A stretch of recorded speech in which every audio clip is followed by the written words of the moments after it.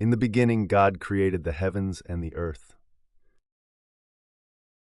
Now the earth was formless and empty. Darkness was over the surface of the deep, and the Spirit of God was hovering over the waters. And God said, "Let there be light," and there was light. God saw that the light was good, and he separated the light from the darkness. God called the light day, and the darkness he called night. And there was evening, and there was morning, the first day. And God said, "Let there be a vault between the waters to separate water from water." So God made the vault and separated the water under the vault from the water above it, and it was so. God called the vault sky, and there was evening, and there was morning, the second day. And God said, "Let the water under the sky be gathered to one place, and let dry ground appear." And it was so. God called the dry ground land, and the gathered waters he called seas. And God saw that it was good. Then God said, "Let the land produce vegetation, seed-bearing plants and trees on the land that bear fruit with seed in it, according to their various kinds." And it was so. The land produced vegetation, plants bearing seed according to their kinds, and trees bearing fruit with seed in it according to their kinds. And God saw that it was good. And there was evening, and there was morning, the third day. And God said, "Let there be lights in the vault of the sky to separate the day from the night, and let them serve as signs to mark sacred times and days and years. And let them be lights in the vault of the sky to give light on the earth." And it was so. God made two great lights, the greater light to govern the day, and the lesser light to govern the night. He also made the stars. God set them in the vault of the sky to give light on the earth, to govern the day and the night, and to separate light from darkness. And God saw that it was good. And there was evening, and there was morning, the fourth day. And God said, "Let the water teem with living creatures, and let birds fly above the earth across the vault of the sky." So God created the great creatures of the sea, and every living thing with which the water teems and that moves about in it, according to their kinds, and every winged bird according to its kind. And God saw that it was good. God blessed them and said, "Be fruitful and increase in number, and fill the water in the seas, and let the birds increase on the earth." And there was evening, and there was morning, the fifth day. And God said, "Let the land produce living creatures according to their kinds, the livestock, the creatures that move along the ground, and the wild animals, each according to its kind." And it was so.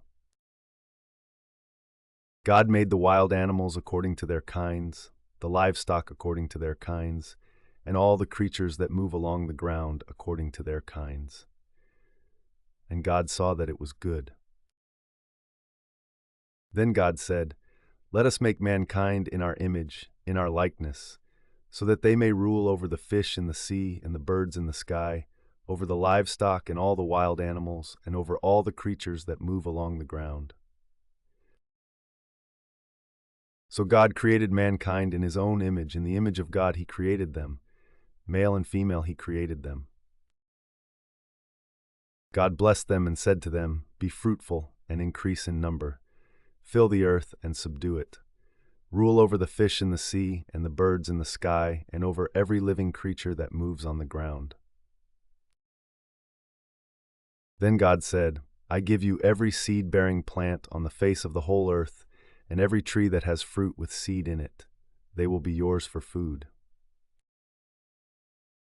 And to all the beasts of the earth, and all the birds in the sky, and all the creatures that move along the ground, everything that has the breath of life in it, I give every green plant for food."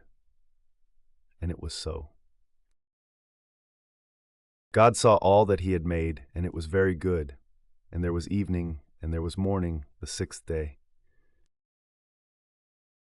Thus the heavens and the earth were completed in all their vast array. By the seventh day, God had finished the work he had been doing, so on the seventh day he rested from all his work. Then God blessed the seventh day and made it holy, because on it he rested from all the work of creating that he had done. This is the account of the heavens and the earth when they were created, when the Lord God made the earth and the heavens.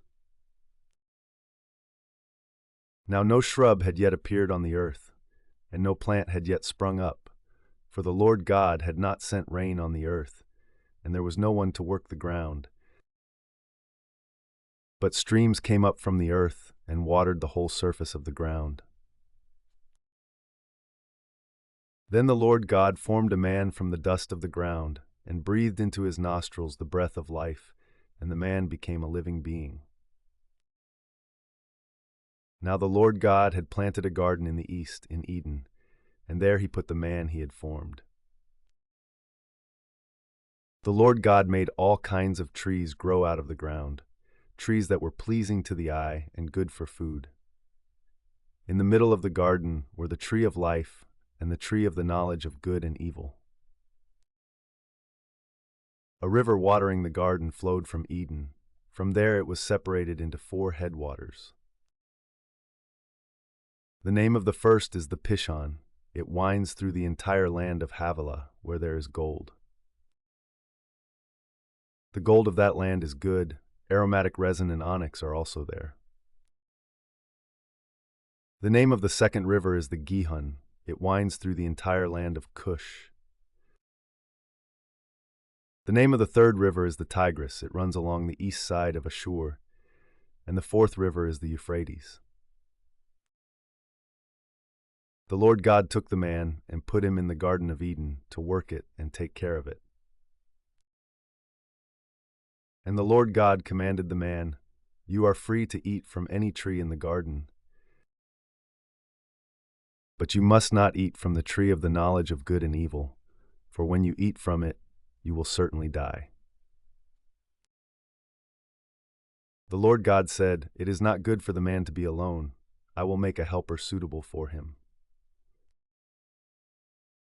Now the Lord God had formed out of the ground all the wild animals and all the birds in the sky.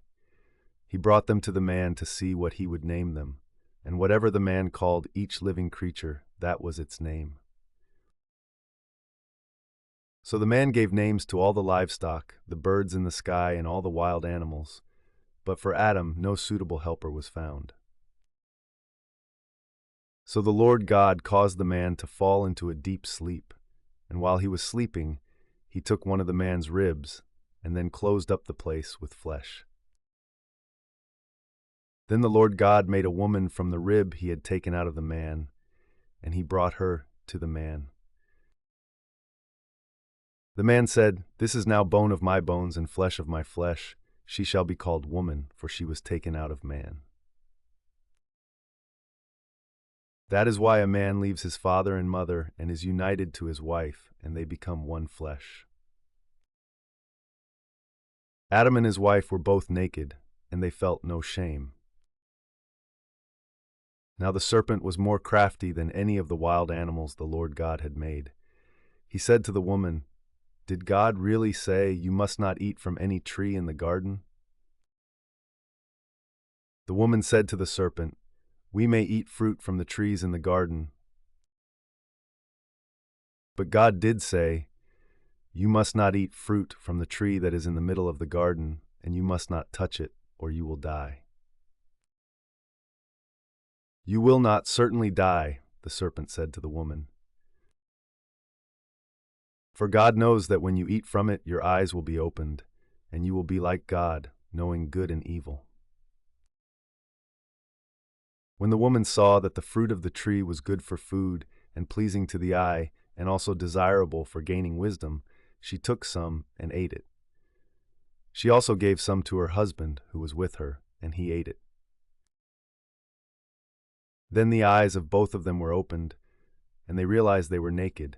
So they sewed fig leaves together and made coverings for themselves. Then the man and his wife heard the sound of the Lord God as he was walking in the garden in the cool of the day, and they hid from the Lord God among the trees of the garden. But the Lord God called to the man, "Where are you?" He answered, "I heard you in the garden, and I was afraid because I was naked, so I hid." And he said, "Who told you that you were naked? Have you eaten from the tree that I commanded you not to eat from?" The man said, "The woman you put here with me, she gave me some fruit from the tree, and I ate it." Then the Lord God said to the woman, "What is this you have done?" The woman said, "The serpent deceived me, and I ate." So the Lord God said to the serpent, "Because you have done this, cursed are you above all livestock and all wild animals. You will crawl on your belly, and you will eat dust all the days of your life. And I will put enmity between you and the woman, and between your offspring and hers. He will crush your head, and you will strike his heel." To the woman he said, "I will make your pains in childbearing very severe. With painful labor you will give birth to children. Your desire will be for your husband, and he will rule over you." To Adam he said, "Because you listened to your wife and ate fruit from the tree about which I commanded you, you must not eat from it. Cursed is the ground because of you. Through painful toil you will eat food from it all the days of your life. It will produce thorns and thistles for you, and you will eat the plants of the field. By the sweat of your brow you will eat your food until you return to the ground, since from it you were taken. For dust you are, and to dust you will return." Adam named his wife Eve because she would become the mother of all the living. The Lord God made garments of skin for Adam and his wife and clothed them. And the Lord God said, "The man has now become like one of us, knowing good and evil. He must not be allowed to reach out his hand and take also from the tree of life and eat and live forever." So the Lord God banished him from the Garden of Eden to work the ground from which he had been taken. After he drove the man out, he placed on the east side of the Garden of Eden cherubim and a flaming sword flashing back and forth to guard the way to the tree of life. Adam made love to his wife Eve, and she became pregnant and gave birth to Cain. She said, "With the help of the Lord, I have brought forth a man." Later she gave birth to his brother Abel. Now Abel kept flocks, and Cain worked the soil. In the course of time, Cain brought some of the fruits of the soil as an offering to the Lord. And Abel also brought an offering, fat portions from some of the firstborn of his flock. The Lord looked with favor on Abel and his offering, but on Cain and his offering he did not look with favor. So Cain was very angry, and his face was downcast. Then the Lord said to Cain, "Why are you angry?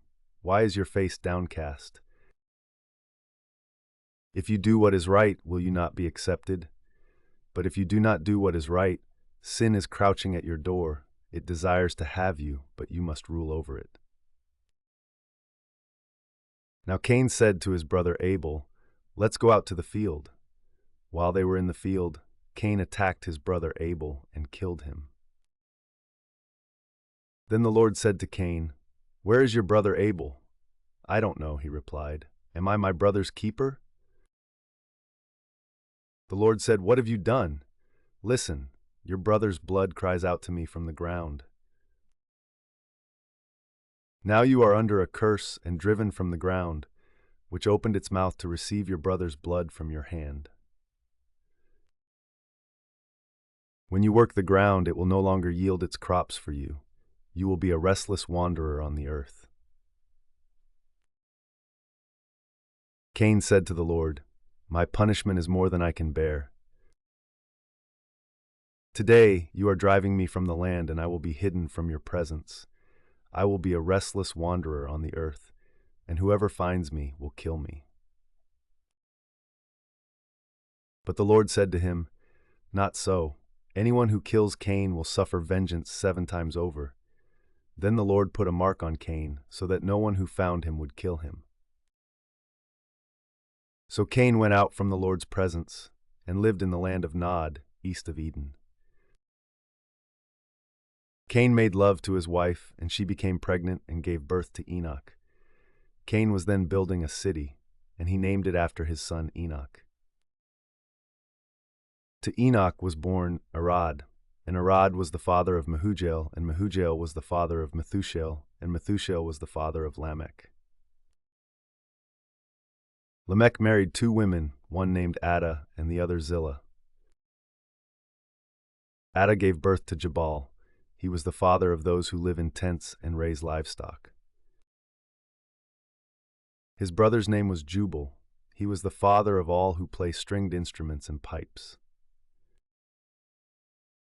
Zillah also had a son, Tubal-Cain, who forged all kinds of tools out of bronze and iron. Tubal-Cain's sister was Naamah. Lamech said to his wives, "Ada and Zillah, listen to me. Wives of Lamech, hear my words. I have killed a man for wounding me, a young man for injuring me. If Cain is avenged 7 times, then Lamech 77 times." Adam made love to his wife again, and she gave birth to a son and named him Seth, saying, "God has granted me another child in place of Abel, since Cain killed him." Seth also had a son, and he named him Enosh. At that time people began to call on the name of the Lord. This is the written account of Adam's family line. When God created mankind, he made them in the likeness of God. He created them male and female and blessed them, and he named them mankind when they were created. When Adam had lived 130 years, he had a son in his own likeness, in his own image, and he named him Seth. After Seth was born, Adam lived 800 years and had other sons and daughters. Altogether, Adam lived a total of 930 years, and then he died. When Seth had lived 105 years, he became the father of Enosh. After he became the father of Enosh, Seth lived 807 years and had other sons and daughters. Altogether, Seth lived a total of 912 years, and then he died. When Enosh had lived 90 years, he became the father of Kenan. After he became the father of Kenan, Enosh lived 815 years and had other sons and daughters. Altogether, Enosh lived a total of 905 years, and then he died. When Kenan had lived 70 years, he became the father of Mahalalel. After he became the father of Mahalalel, Kenan lived 840 years and had other sons and daughters. Altogether, Canaan lived a total of 910 years, and then he died. When Mahalalel had lived 65 years, he became the father of Jared. After he became the father of Jared, Mahalalel lived 830 years and had other sons and daughters. Altogether, Mahalalel lived a total of 895 years, and then he died. When Jared had lived 162 years, he became the father of Enoch. After he became the father of Enoch, Jared lived 800 years and had other sons and daughters. Altogether, Jared lived a total of 962 years, and then he died. When Enoch had lived 65 years, he became the father of Methuselah. After he became the father of Methuselah, Enoch walked faithfully with God 300 years and had other sons and daughters. Altogether, Enoch lived a total of 365 years. Enoch walked faithfully with God, then he was no more, because God took him away. When Methuselah had lived 187 years, he became the father of Lamech. After he became the father of Lamech, Methuselah lived 782 years and had other sons and daughters. Altogether, Methuselah lived a total of 969 years, and then he died. When Lamech had lived 182 years, he had a son. He named him Noah and said, "He will comfort us in the labor and painful toil of our hands caused by the ground the Lord has cursed." After Noah was born, Lamech lived 595 years and had other sons and daughters. Altogether, Lamech lived a total of 777 years, and then he died. After Noah was 500 years old, he became the father of Shem, Ham, and Japheth. When human beings began to increase in number on the earth, and daughters were born to them, the sons of God saw that the daughters of humans were beautiful, and they married any of them they chose. Then the Lord said, "My spirit will not contend with humans forever, for they are mortal. Their days will be 120 years." The Nephilim were on the earth in those days, and also afterward, when the sons of God went to the daughters of humans and had children by them. They were the heroes of old, men of renown. The Lord saw how great the wickedness of the human race had become on the earth, and that every inclination of the thoughts of the human heart was only evil all the time. The Lord regretted that he had made human beings on the earth, and his heart was deeply troubled. So the Lord said, "I will wipe from the face of the earth the human race I have created, and with them the animals, the birds, and the creatures that move along the ground, for I regret that I have made them." But Noah found favor in the eyes of the Lord. This is the account of Noah and his family. Noah was a righteous man, blameless among the people of his time, and he walked faithfully with God. Noah had 3 sons, Shem, Ham, and Japheth. Now the earth was corrupt in God's sight and was full of violence. God saw how corrupt the earth had become, for all the people on earth had corrupted their ways.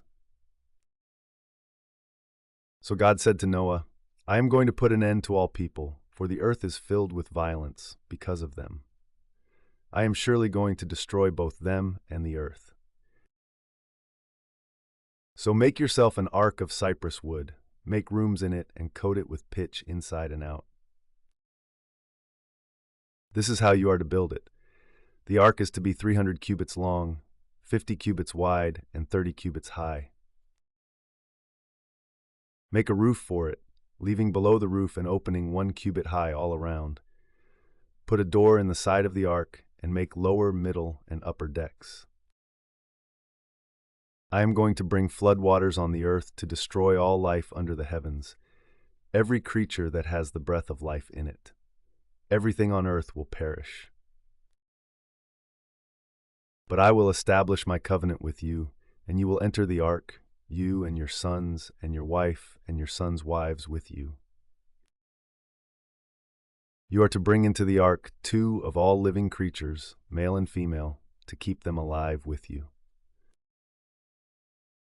2 of every kind of bird, of every kind of animal, and of every kind of creature that moves along the ground will come to you to be kept alive. You are to take every kind of food that is to be eaten and store it away as food for you and for them. Noah did everything just as God commanded him.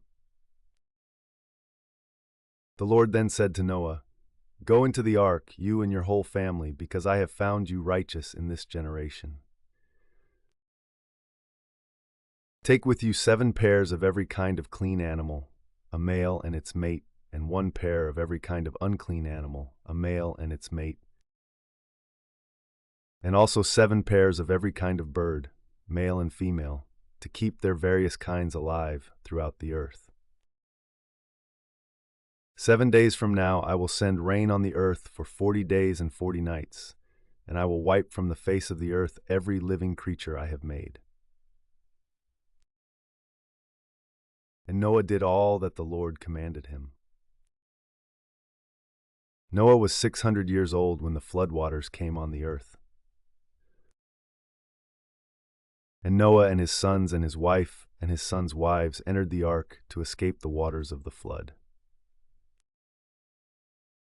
Pairs of clean and unclean animals, of birds, and of all creatures that move along the ground, male and female, came to Noah and entered the ark as God had commanded Noah. And after the 7 days the floodwaters came on the earth.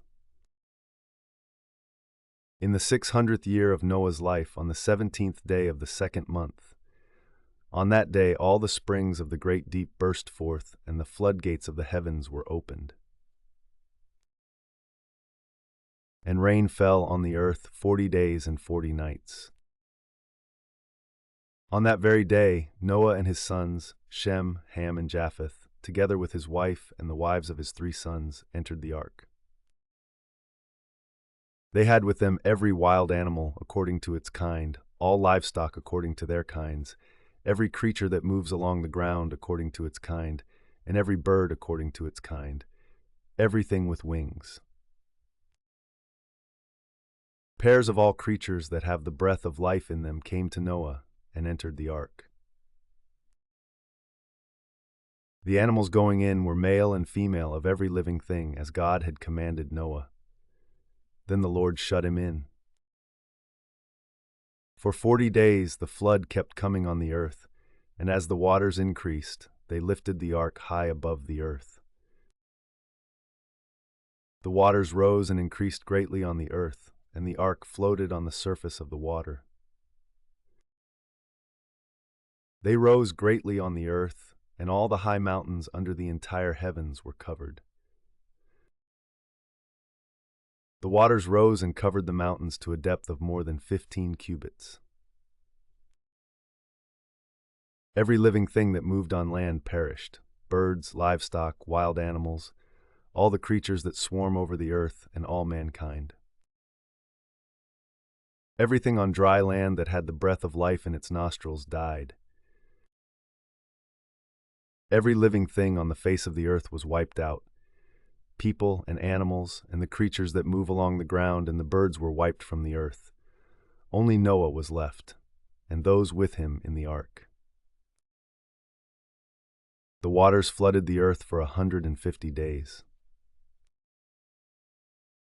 But God remembered Noah and all the wild animals and the livestock that were with him in the ark, and he sent a wind over the earth, and the waters receded. Now the springs of the deep and the floodgates of the heavens had been closed, and the rain had stopped falling from the sky. The water receded steadily from the earth. At the end of the 150 days, the water had gone down, and on the 17th day of the 7th month, the ark came to rest on the mountains of Ararat. The waters continued to recede until the 10th month, and on the first day of the 10th month, the tops of the mountains became visible. After 40 days, Noah opened a window he had made in the ark and sent out a raven, and it kept flying back and forth until the water had dried up from the earth. Then he sent out a dove to see if the water had receded from the surface of the ground. But the dove could find nowhere to perch because there was water over all the surface of the earth, so it returned to Noah in the ark. He reached out his hand and took the dove and brought it back to himself in the ark. He waited 7 more days and again sent out the dove from the ark. When the dove returned to him in the evening, there in its beak was a freshly plucked olive leaf. Then Noah knew that the water had receded from the earth. He waited 7 more days and sent the dove out again, but this time it did not return to him. By the first day of the first month of Noah's 601st year, the water had dried up from the earth. Noah then removed the covering from the ark and saw that the surface of the ground was dry. By the 27th day of the second month, the earth was completely dry. Then God said to Noah, "Come out of the ark, you and your wife and your sons and their wives.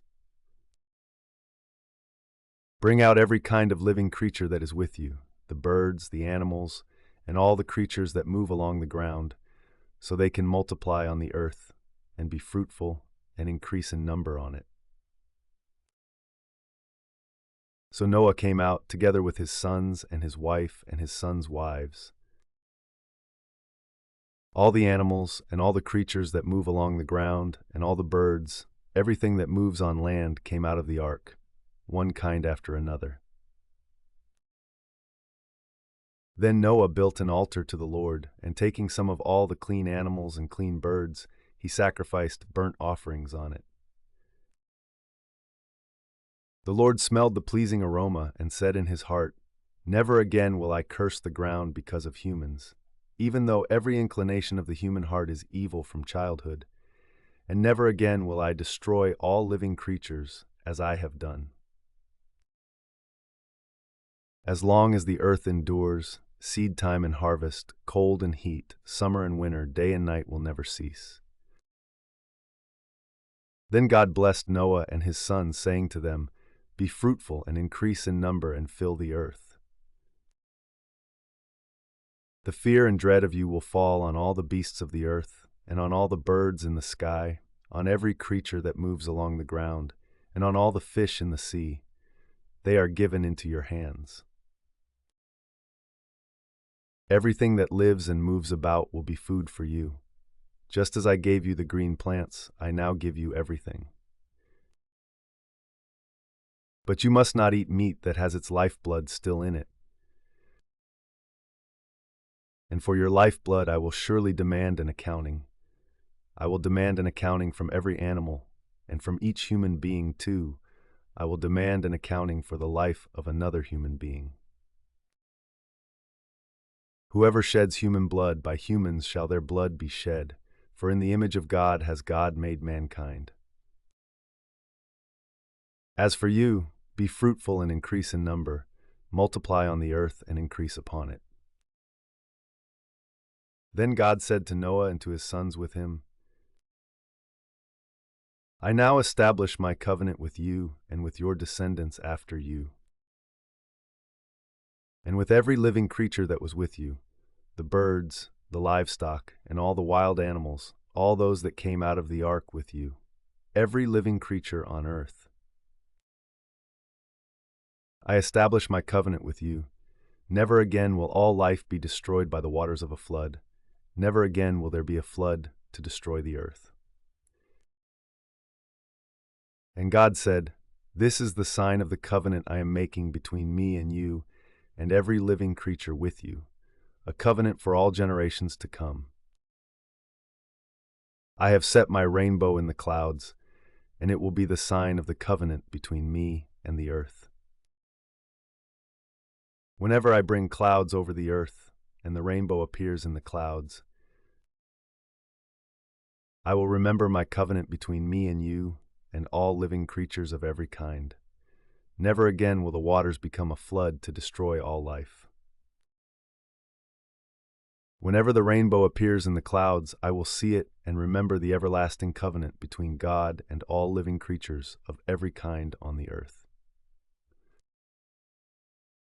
So God said to Noah, "This is the sign of the covenant I have established between me and all life on the earth."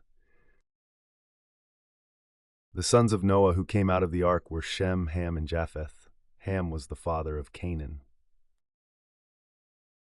These were the 3 sons of Noah, and from them came the people who were scattered over the whole earth.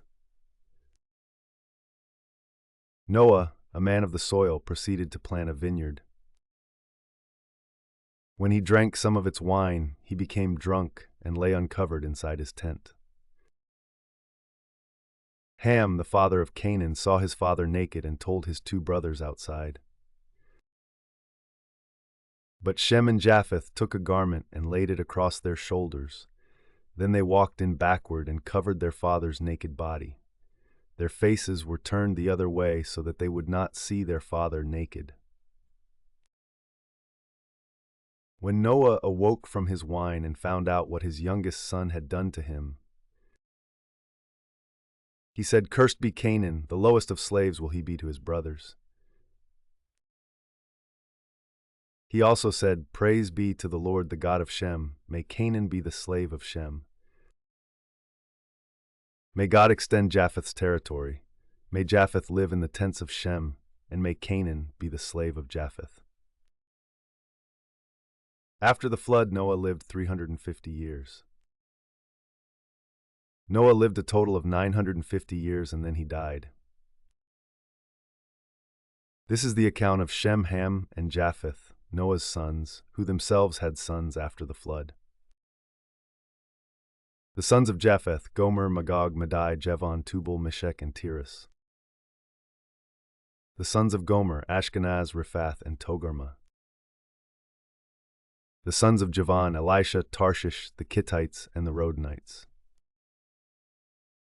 From these the maritime peoples spread out into their territories by their clans within their nations, each with its own language.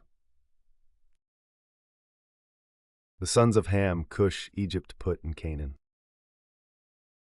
The sons of Cush: Seba, Havilah, Sabterama, and Sabteka. The sons of Rama: Sheba and Dedan. Cush was the father of Nimrod, who became a mighty warrior on the earth. He was a mighty hunter before the Lord. That is why it is said, like Nimrod, a mighty hunter before the Lord. The first centers of his kingdom were Babylon, Uruk, Akkad, and Calneh in Shinar. From that land he went to Assyria, where he built Nineveh, Rehoboth-ir, Calah, and Resen, which is between Nineveh and Calah, which is the great city. Egypt was the father of the Ludites, Anamites, Lehabites, Naphtuhites, Pathrusites, Casluhites, from whom the Philistines came, and Caphtorites. Canaan was the father of Sidon, his firstborn, and of the Hittites, Jebusites, Amorites, Girgashites, Hivites, Sinites, Arvadites, Zemarites, and Hamathites. Later the Canaanite clans scattered, and the borders of Canaan reached from Sidon toward Gerar as far as Gaza, and then towards Sodom, Gomorrah, Admah, and Zeboim as far as Lasha. These are the sons of Ham by their clans and languages, in their territories and nations. Sons were also born to Shem, whose older brother was Japheth. Shem was the ancestor of all the sons of Eber. The sons of Shem: Elam, Ashur, Arphaxad, Lud, and Aram. The sons of Aram: Uz, Hul, Gether, and Meshech. Arphaxad was the father of Shelah, and Shelah the father of Eber. Two sons were born to Eber. One was named Peleg, because in his time the earth was divided. His brother was named Joktan. Joktan was the father of Almodad, Shilef, Hazarmaveth, Jerah, Hadoram, Diklah, Obal, Sheba, Ophir, Havilah, and Jobab. All these were sons of Joktan. The region where they lived stretched from Mesha toward Sephar in the eastern hill country. These are the sons of Shem by their clans and languages, in their territories and nations. These are the clans of Noah's sons, according to their lines of descent, within their nations. From these the nations spread out over the earth after the flood. Now the whole world had one language and a common speech. As people moved eastward, they found a plain in Shinar and settled there. They said to each other, "Come, let's make bricks and bake them thoroughly." They used brick instead of stone and tar for mortar. Then they said, Come, let us build ourselves a city with a tower that reaches to the heavens, so that we may make a name for ourselves. Otherwise, we will be scattered over the face of the whole earth. But the Lord came down to see the city and the tower the people were building. The Lord said, "If as one people speaking the same language they have begun to do this, then nothing they plan to do will be impossible for them. Come, let us go down and confuse their language so they will not understand each other." So the Lord scattered them from there over all the earth, and they stopped building the city. That is why it was called Babel, because there the Lord confused the language of the whole world. From there the Lord scattered them over the face of the whole earth. This is the account of Shem's family line. 2 years after the flood, when Shem was 100 years old, he became the father of Arphaxad. And after he became the father of Arphaxad, Shem lived 500 years and had other sons and daughters. When Arphaxad had lived 35 years, he became the father of Shelah. And after he became the father of Shelah, Arphaxad lived 403 years and had other sons and daughters. When Shelah had lived 30 years, he became the father of Eber. And after he became the father of Eber, Shelah lived 403 years and had other sons and daughters. When Eber had lived 34 years, he became the father of Peleg. And after he became the father of Peleg, Eber lived 430 years and had other sons and daughters. When Peleg had lived 30 years, he became the father of Reu. And after he became the father of Reu, Peleg lived 209 years and had other sons and daughters. When Reu had lived 32 years, he became the father of Serug. And after he became the father of Serug, Reu lived 207 years and had other sons and daughters. When Serug had lived 30 years, he became the father of Nahor. And after he became the father of Nahor, Serug lived 200 years and had other sons and daughters. When Nahor had lived 29 years, he became the father of Terah. And after he became the father of Terah, Nahor lived 119 years and had other sons and daughters. After Terah had lived 70 years, he became the father of Abram, Nahor, and Haran.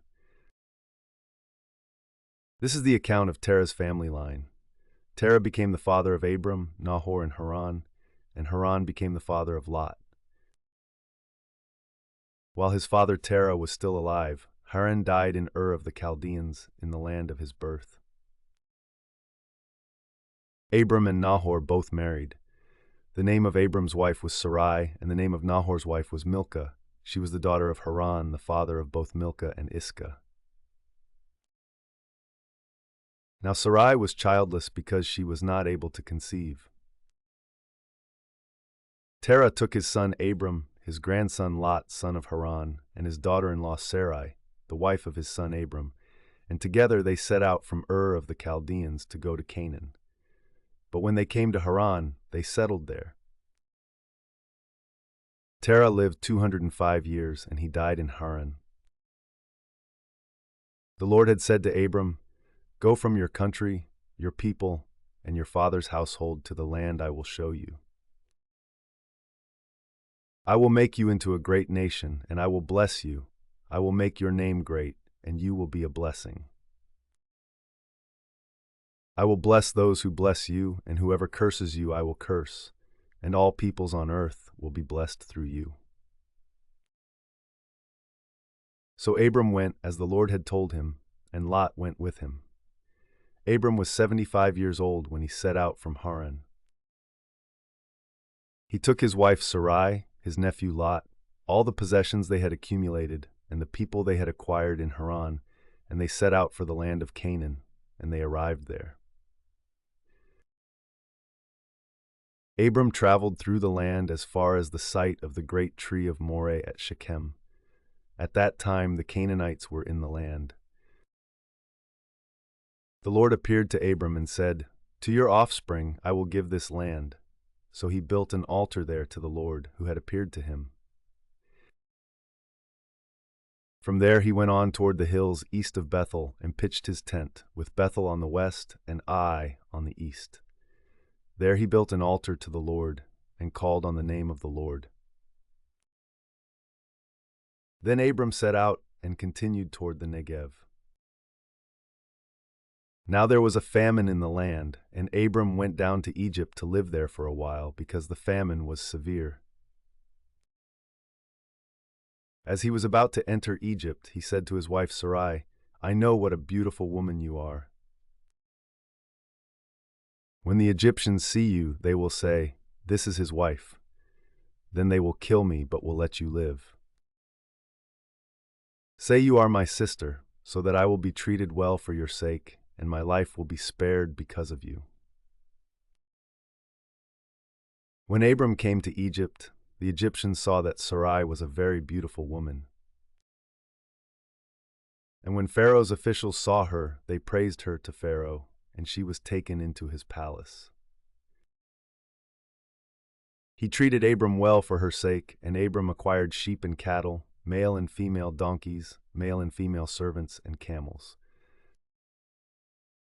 But the Lord inflicted serious diseases on Pharaoh and his household because of Abram's wife, Sarai. So Pharaoh summoned Abram. "What have you done to me?" he said. "Why didn't you tell me she was your wife? Why did you say she is my sister, so that I took her to be my wife? Now then, here is your wife. Take her and go." Then Pharaoh gave orders about Abram to his men, and they sent him on his way with his wife and everything he had. So Abram went up from Egypt to the Negev with his wife and everything he had, and Lot went with him. Abram had become very wealthy in livestock and in silver and gold. From the Negev he went from place to place until he came to Bethel, to the place between Bethel and Ai, where his tent had been earlier, and where he had first built an altar. There Abram called on the name of the Lord. Now Lot, who was moving about with Abram, also had flocks and herds and tents. But the land could not support them while they stayed together, for their possessions were so great that they were not able to stay together. And quarreling arose between Abram's herders and Lot's. The Canaanites and Perizzites were also living in the land at that time. So Abram said to Lot, "Let's not have any quarreling between you and me, or between your herders and mine, for we are close relatives. Is not the whole land before you? Let's part company. If you go to the left, I'll go to the right. If you go to the right, I'll go to the left." Lot looked around and saw that the whole plain of the Jordan toward Zoar was well watered, like the garden of the Lord, like the land of Egypt. This was before the Lord destroyed Sodom and Gomorrah. So Lot chose for himself the whole plain of the Jordan and set out toward the east. The two men parted company. Abram lived in the land of Canaan, while Lot lived among the cities of the plain and pitched his tents near Sodom. Now the people of Sodom were wicked and were sinning greatly against the Lord. The Lord said to Abram after Lot had parted from him, "Look around from where you are, to the north and south, to the east and west. All the land that you see I will give to you and your offspring forever. I will make your offspring like the dust of the earth, so that if anyone could count the dust, then your offspring could be counted. Go walk through the length and breadth of the land, for I am giving it to you." So Abram went to live near the great trees of Mamre at Hebron, where he pitched his tents. There he built an altar to the Lord. At the time when Amraphel was king of Shinar, Arioch king of Elasar, Kedorlaomer king of Elam, and Tidal king of Goyim, these kings went to war against Bera king of Sodom, Bersha king of Gomorrah, Shinab king of Admah, Shemeber king of Zeboim, and the king of Bela, that is Zoar. All these latter kings joined forces in the valley of Siddim, that is the Dead Sea Valley.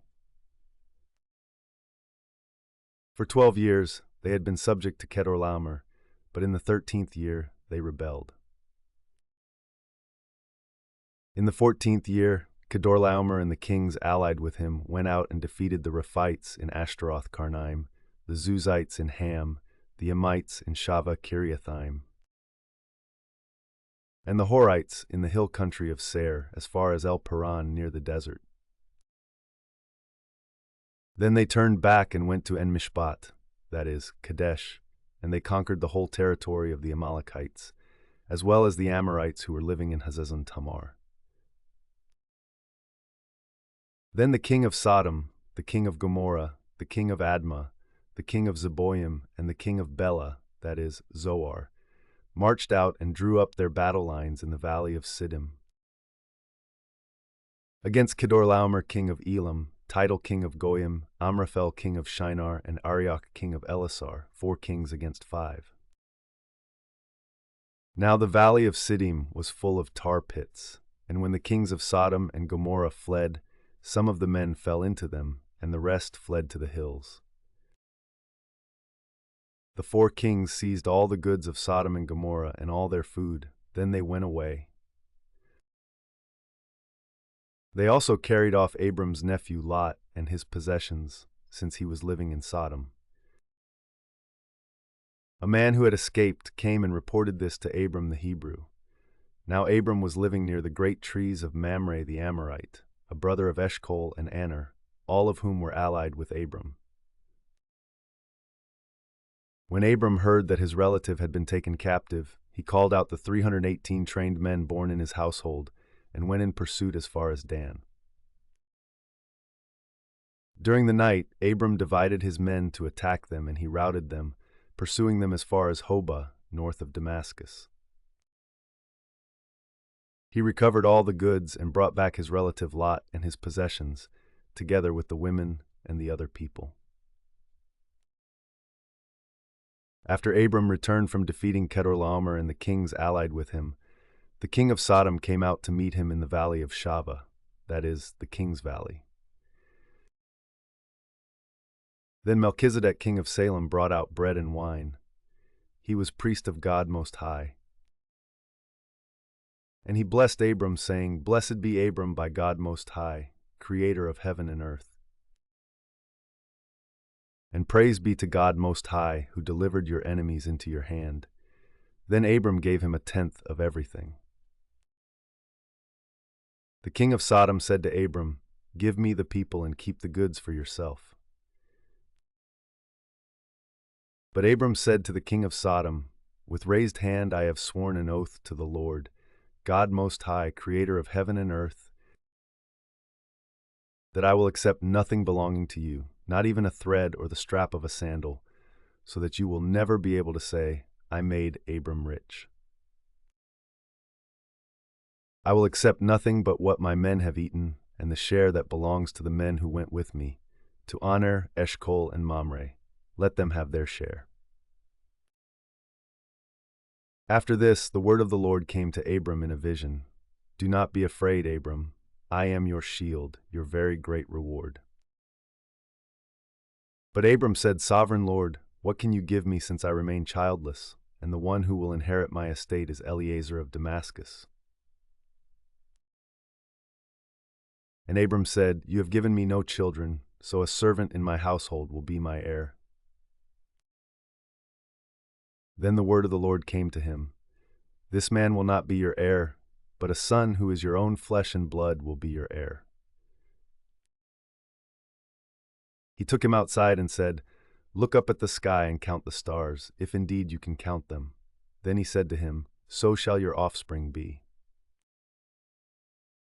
Abram believed the Lord, and he credited it to him as righteousness. He also said to him, I am the Lord, who brought you out of Ur of the Chaldeans to give you this land, to take possession of it.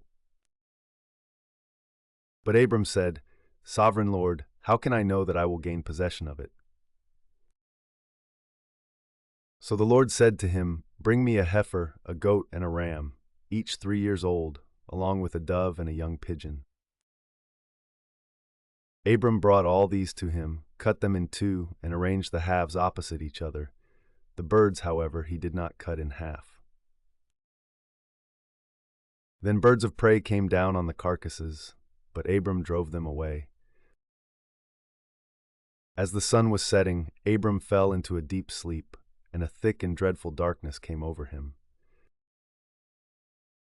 Then the Lord said to him, Know for certain that for 400 years your descendants will be strangers in a country not their own, and that they will be enslaved and mistreated there. But I will punish the nation they serve as slaves, and afterward they will come out with great possessions. You, however, will go to your ancestors in peace and be buried at a good old age. In the 4th generation your descendants will come back here, for the sin of the Amorites has not yet reached its full measure.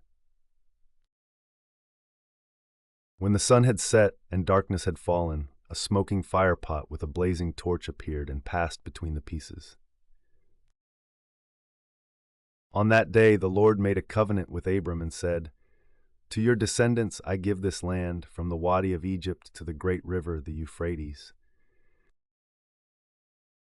the land of the Kenites, Kenizzites, Cadmonites, Hittites, Perizzites, Rephites, Amorites, Canaanites, Girgashites, and Jebusites. Now Sarai, Abram's wife, had borne him no children, but she had an Egyptian slave named Hagar. So she said to Abram, The Lord has kept me from having children. Go, sleep with my slave. Perhaps I can build a family through her. Abram agreed to what Sarai said. So after Abram had been living in Canaan 10 years, Sarai his wife took her Egyptian slave Hagar and gave her to her husband to be his wife. He slept with Hagar, and she conceived. When she knew she was pregnant, she began to despise her mistress. Then Sarai said to Abram, You are responsible for the wrong I am suffering. I put my slave in your arms, and now that she knows she is pregnant, she despises me. May the Lord judge between you and me. Your slave is in your hands, Abram said. Do with her whatever you think best. Then Sarai mistreated Hagar, so she fled from her. The angel of the Lord found Hagar near a spring in the desert. It was the spring that is beside the road to Shur. And he said, Hagar, slave of Sarai, where have you come from, and where are you going? I'm running away from my mistress Sarai, she answered. Then the angel of the Lord told her, Go back to your mistress and submit to her. The angel added, I will increase your descendants so much that they will be too numerous to count. The angel of the Lord also said to her, You are now pregnant, and you will give birth to a son. You shall name him Ishmael, for the Lord has heard of your misery. He will be a wild donkey of a man. His hand will be against everyone, and everyone's hand against him, and he will live in hostility toward all his brothers. She gave this name to the Lord who spoke to her, You are the God who sees me, for she said, I have now seen the one who sees me. That is why the well was called Bir Lahai Roi. It is still there between Kadesh and Bered. So Hagar bore Abram a son, and Abram gave the name Ishmael to the son she had born. Abram was 86 years old when Hagar bore him Ishmael.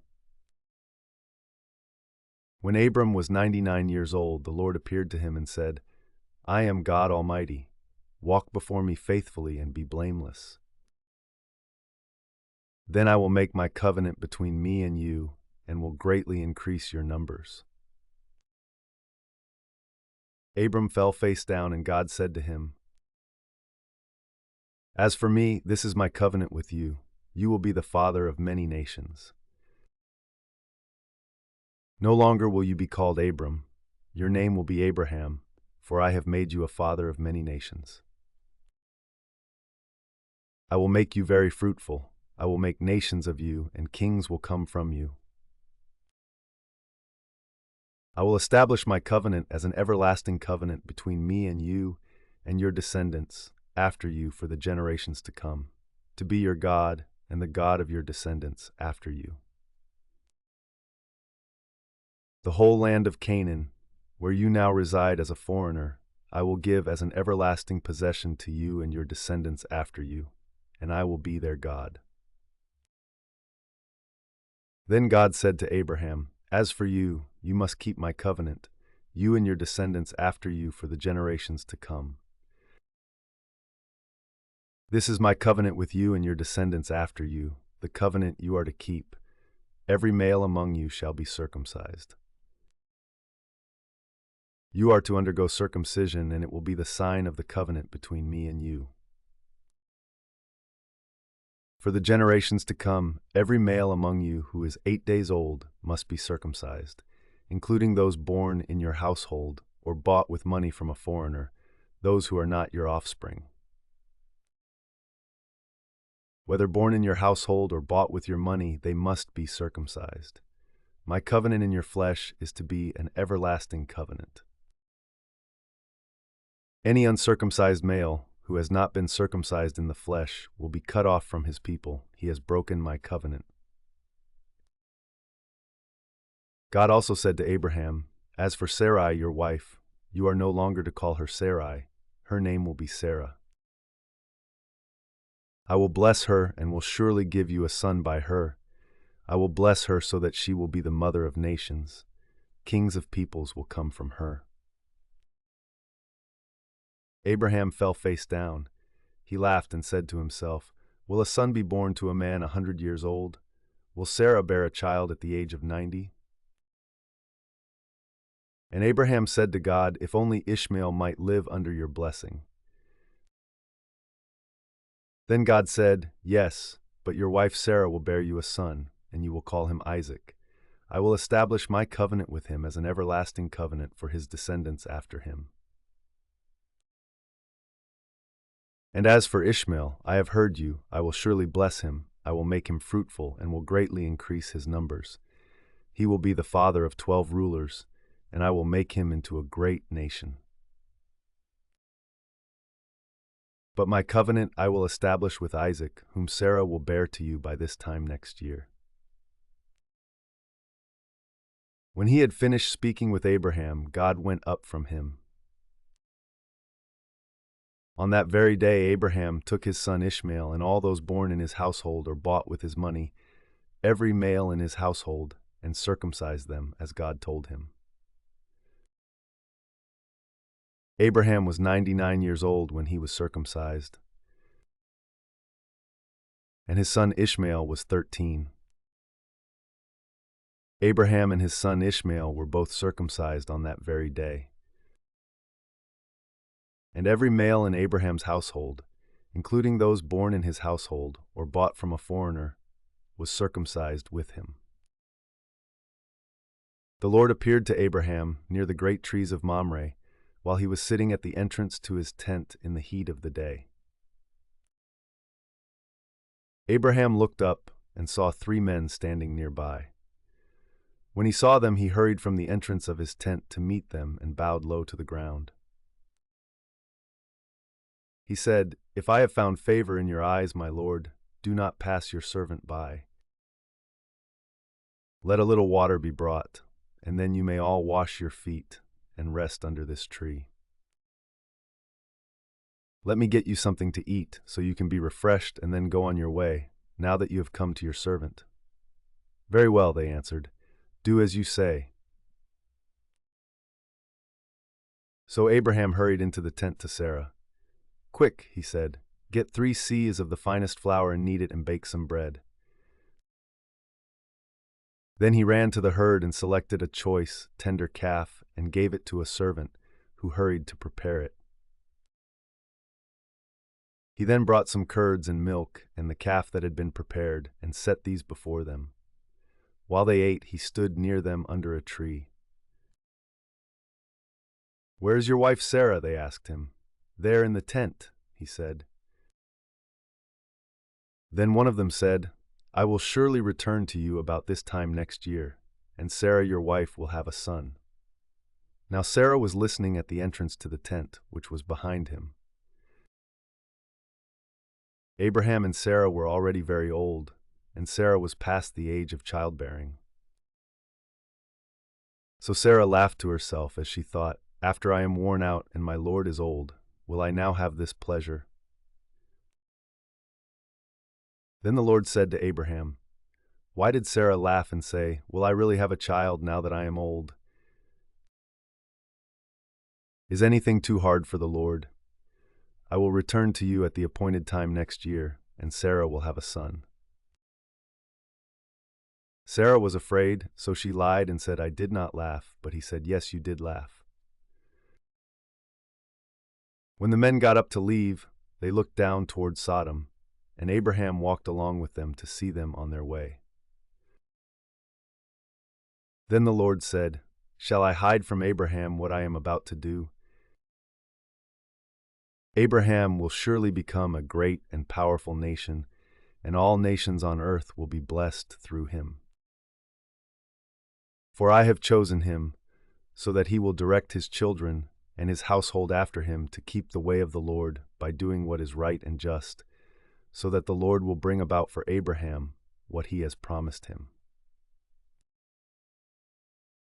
Then the Lord said, "The outcry against Sodom and Gomorrah is so great and their sin so grievous, that I will go down and see if what they have done is as bad as the outcry that has reached me. If not, I will know." The men turned away and went toward Sodom, but Abraham remained standing before the Lord. Then Abraham approached him and said, "Will you sweep away the righteous with the wicked? What if there are 50 righteous people in the city? Will you really sweep it away and not spare the place for the sake of the 50 righteous people in it? Far be it from you to do such a thing, to kill the righteous with the wicked, treating the righteous and the wicked alike. Far be it from you. Will not the judge of all the earth do right?" The Lord said, "If I find 50 righteous people in the city of Sodom, I will spare the whole place for their sake." Then Abraham spoke up again. "Now that I have been so bold as to speak to the Lord, though I am nothing but dust and ashes, what if the number of the righteous is 5 less than 50? Will you destroy the whole city for lack of 5 people? If I find 45 there," he said, "I will not destroy it." Once again he spoke to him. "What if only 40 are found there?" he said, "For the sake of 40, I will not do it." Then he said, "May the Lord not be angry, but let me speak. What if only 30 can be found there?" He answered, "I will not do it if I find 30 there." Abraham said, "Now that I have been so bold as to speak to the Lord, what if only 20 can be found there?" He said, "For the sake of 20, I will not destroy it." Then he said, "May the Lord not be angry, but let me speak just once more. What if only 10 can be found there?" He answered, "For the sake of 10, I will not destroy it." When the Lord had finished speaking with Abraham, he left, and Abraham returned home. The 2 angels arrived at Sodom in the evening, and Lot was sitting in the gateway of the city. When he saw them, he got up to meet them and bowed down with his face to the ground. "My lords," he said, "please turn aside to your servant's house. You can wash your feet and spend the night, and then go on your way early in the morning." "No," they answered, "we will spend the night in the square." But he insisted so strongly that they did go with him and entered his house. He prepared a meal for them, baking bread without yeast, and they ate. Before they had gone to bed, all the men from every part of the city of Sodom, both young and old, surrounded the house. They called to Lot, "Where are the men who came to you tonight? Bring them out to us so that we can have sex with them." Lot went outside to meet them and shut the door behind him, and said, "No, my friends, don't do this wicked thing. Look, I have 2 daughters who have never slept with a man. Let me bring them out to you, and you can do what you like with them. But don't do anything to these men, for they have come under the protection of my roof." "Get out of our way," they replied. "This fellow came here as a foreigner, and now he wants to play the judge. We'll treat you worse than them." They kept bringing pressure on Lot and moved forward to break down the door. But the men inside reached out and pulled Lot back into the house and shut the door. Then they struck the men who were at the door of the house, young and old, with blindness, so that they could not find the door.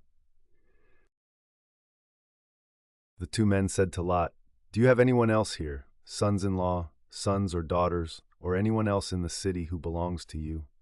Get them out of here, because we are going to destroy this place. The outcry to the Lord against its people is so great that he has sent us to destroy it."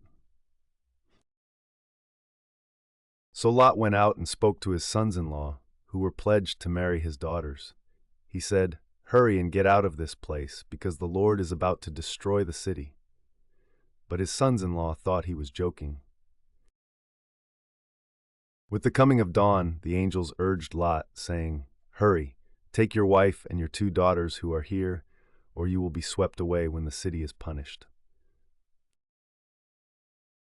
When he hesitated, the men grasped his hand and the hands of his wife and of his 2 daughters, and led them safely out of the city, for the Lord was merciful to them. As soon as they had brought them out, one of them said, "Flee for your lives. Don't look back, and don't stop anywhere in the plain. Flee to the mountains, or you will be swept away." But Lot said to them, "No, my lords, please. Your servant has found favor in your eyes, and you have shown great kindness to me in sparing my life. But I can't flee to the mountains. This disaster will overtake me, and I'll die. Look, here is a town near enough to run to, and it is small. Let me flee to it. It is very small, isn't it? Then my life will be spared." He said to him, "Very well, I will grant this request too. I will not overthrow the town you speak of. But flee there quickly, because I cannot do anything until you reach it." That is why the town was called Zoar. By the time Lot reached Zoar, the sun had risen over the land. Then the Lord rained down burning sulfur on Sodom and Gomorrah, from the Lord out of the heavens. Thus he overthrew those cities and the entire plain, destroying all those living in the cities, and also the vegetation in the land. But Lot's wife looked back, and she became a pillar of salt.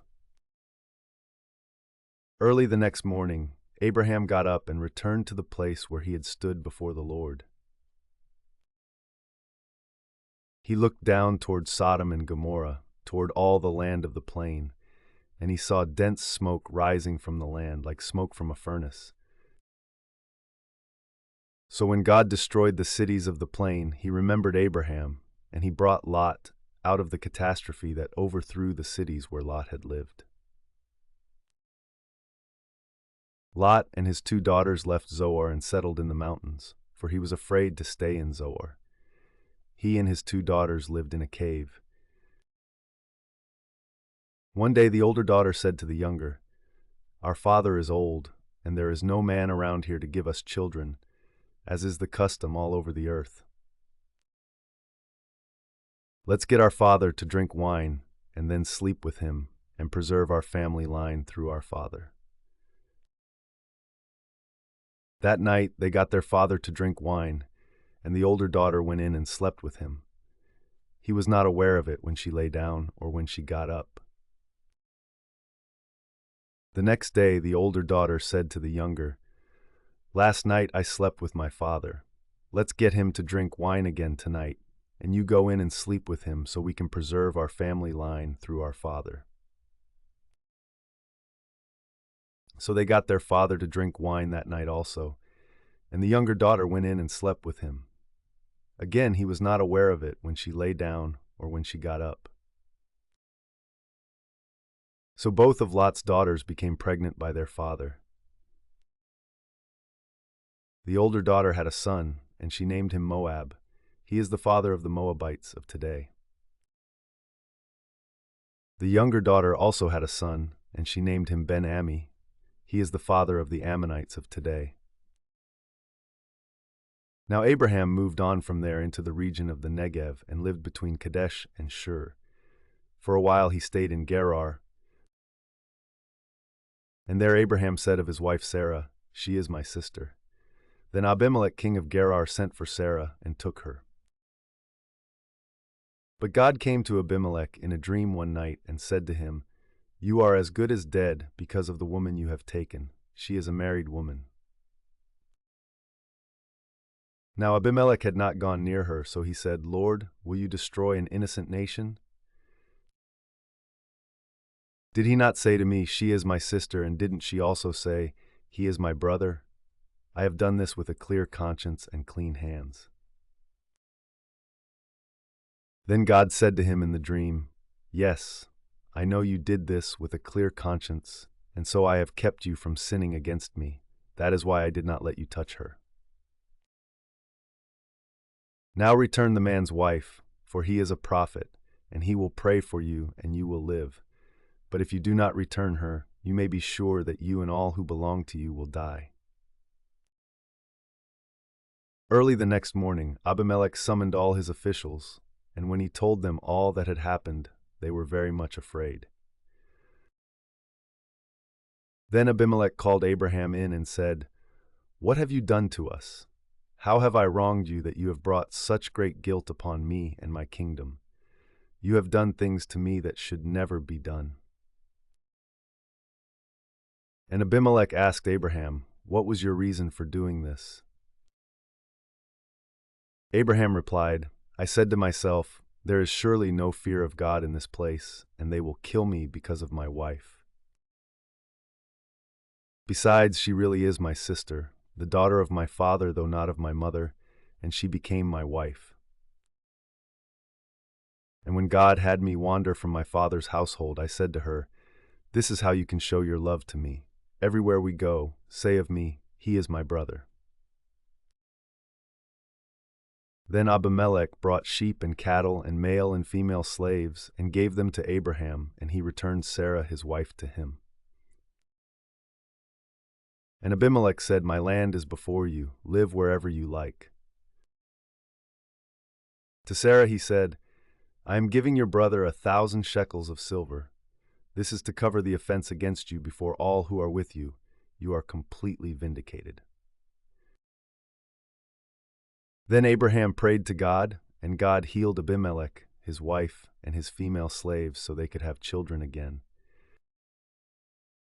For the Lord had kept all the women in Abimelech's household from conceiving because of Abraham's wife Sarah. Now the Lord was gracious to Sarah as he had said, and the Lord did for Sarah what he had promised. Sarah became pregnant and bore a son to Abraham in his old age, at the very time God had promised him. Abraham gave the name Isaac to the son Sarah bore him. When his son Isaac was 8 days old, Abraham circumcised him, as God commanded him. Abraham was 100 years old when his son Isaac was born to him. Sarah said, "God has brought me laughter, and everyone who hears about this will laugh with me." And she added, "Who would have said to Abraham that Sarah would nurse children? Yet I have borne him a son in his old age." The child grew and was weaned, and on the day Isaac was weaned, Abraham held a great feast. But Sarah saw that the son whom Hagar the Egyptian had borne to Abraham was mocking, and she said to Abraham, "Get rid of that slave woman and her son, for that woman's son will never share in the inheritance with my son Isaac." The matter distressed Abraham greatly because it concerned his son. But God said to him, "Do not be so distressed about the boy and your slave woman. Listen to whatever Sarah tells you, because it is through Isaac that your offspring will be reckoned. I will make the son of the slave into a nation also, because he is your offspring." Early the next morning, Abraham took some food and a skin of water and gave them to Hagar. He set them on her shoulders and then sent her off with the boy. She went on her way and wandered in the desert of Beersheba. When the water in the skin was gone, she put the boy under one of the bushes. Then she went off and sat down about a bowshot away, for she thought, "I cannot watch the boy die." And as she sat there, she began to sob. God heard the boy crying, and the angel of God called to Hagar from heaven and said to her, "What is the matter, Hagar? Do not be afraid. God has heard the boy crying as he lies there. Lift the boy up and take him by the hand, for I will make him into a great nation." Then God opened her eyes, and she saw a well of water, so she went and filled the skin with water and gave the boy a drink. God was with the boy as he grew up. He lived in the desert and became an archer. While he was living in the desert of Paran, his mother got a wife for him from Egypt. At that time Abimelech and Phicol, the commander of his forces, said to Abraham, "God is with you in everything you do. Now swear to me here before God that you will not deal falsely with me or my children or my descendants. Show to me in the country where you now reside as a foreigner the same kindness I have shown to you." Abraham said, "I swear it." Then Abraham complained to Abimelech about a well of water that Abimelech's servants had seized. But Abimelech said, "I don't know who has done this. You did not tell me, and I heard about it only today." So Abraham brought sheep and cattle and gave them to Abimelech, and the two men made a treaty. Abraham set apart 7 ewe lambs from the flock. And Abimelech asked Abraham, "What is the meaning of these 7 ewe lambs you have set apart by themselves?" He replied, "Accept these 7 lambs from my hand as a witness that I dug this well." So that place was called Beersheba, because the 2 men swore an oath there. After the treaty had been made at Beersheba, Abimelech and Phicol, the commander of his forces, returned to the land of the Philistines. Abraham planted a tamarisk tree in Beersheba, and there he called on the name of the Lord, the eternal God. And Abraham stayed in the land of the Philistines for a long time. Sometime later God tested Abraham. He said to him, "Abraham, here I am," he replied. Then God said, "Take your son, your only son, whom you love, Isaac, and go to the region of Moriah. Sacrifice him there as a burnt offering on a mountain I will show you." Early the next morning, Abraham got up and loaded his donkey. He took with him 2 of his servants and his son Isaac. When he had cut enough wood for the burnt offering, he set out for the place God had told him about. On the 3rd day, Abraham looked up and saw the place in the distance. He said to his servants, "Stay here with the donkey while I and the boy go over there. We will worship and then we will come back to you." Abraham took the wood for the burnt offering and placed it on his son Isaac, and he himself carried the fire and the knife. As the 2 of them went on together, Isaac spoke up and said to his father Abraham, "Father?" "Yes, my son," Abraham replied. "The fire and wood are here. Isaac said, "but where is the lamb for the burnt offering?" Abraham answered, "God himself will provide the lamb for the burnt offering, my son." And the two of them went on together. When they reached the place God had told him about, Abraham built an altar there and arranged the wood on it. He bound his son Isaac and laid him on the altar on top of the wood. Then he reached out his hand and took the knife to slay his son. But the angel of the Lord called out to him from heaven, "Abraham, Abraham, here I am," he replied. "Do not lay a hand on the boy," he said. "Do not do anything to him. Now I know that you fear God, because you have not withheld from me your son, your only son." Abraham looked up, and there in a thicket he saw a ram caught by its horns. He went over and took the ram and sacrificed it as a burnt offering instead of his son. So Abraham called that place, "The Lord will provide," and to this day it is said, "On the mountain of the Lord it will be provided." The angel of the Lord called to Abraham from heaven a second time and said, "I swear by myself, declares the Lord, that because you have done this and have not withheld your son, your only son, I will surely bless you and make your descendants as numerous as the stars in the sky and as the sand on the seashore. Your descendants will take possession of the cities of their enemies, and through your offspring all nations on earth will be blessed, because you have obeyed me." Then Abraham returned to his servants, and they set off together for Beersheba, and Abraham stayed in Beersheba. Sometime later Abraham was told, "Milcah is also a mother. She has borne sons to your brother Nahor." Uz the firstborn, Buz his brother, Kemuel, the father of Aram,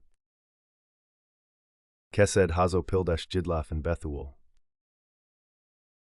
Bethuel became the father of Rebekah. Milcah bore these 8 sons to Abraham's brother Nahor.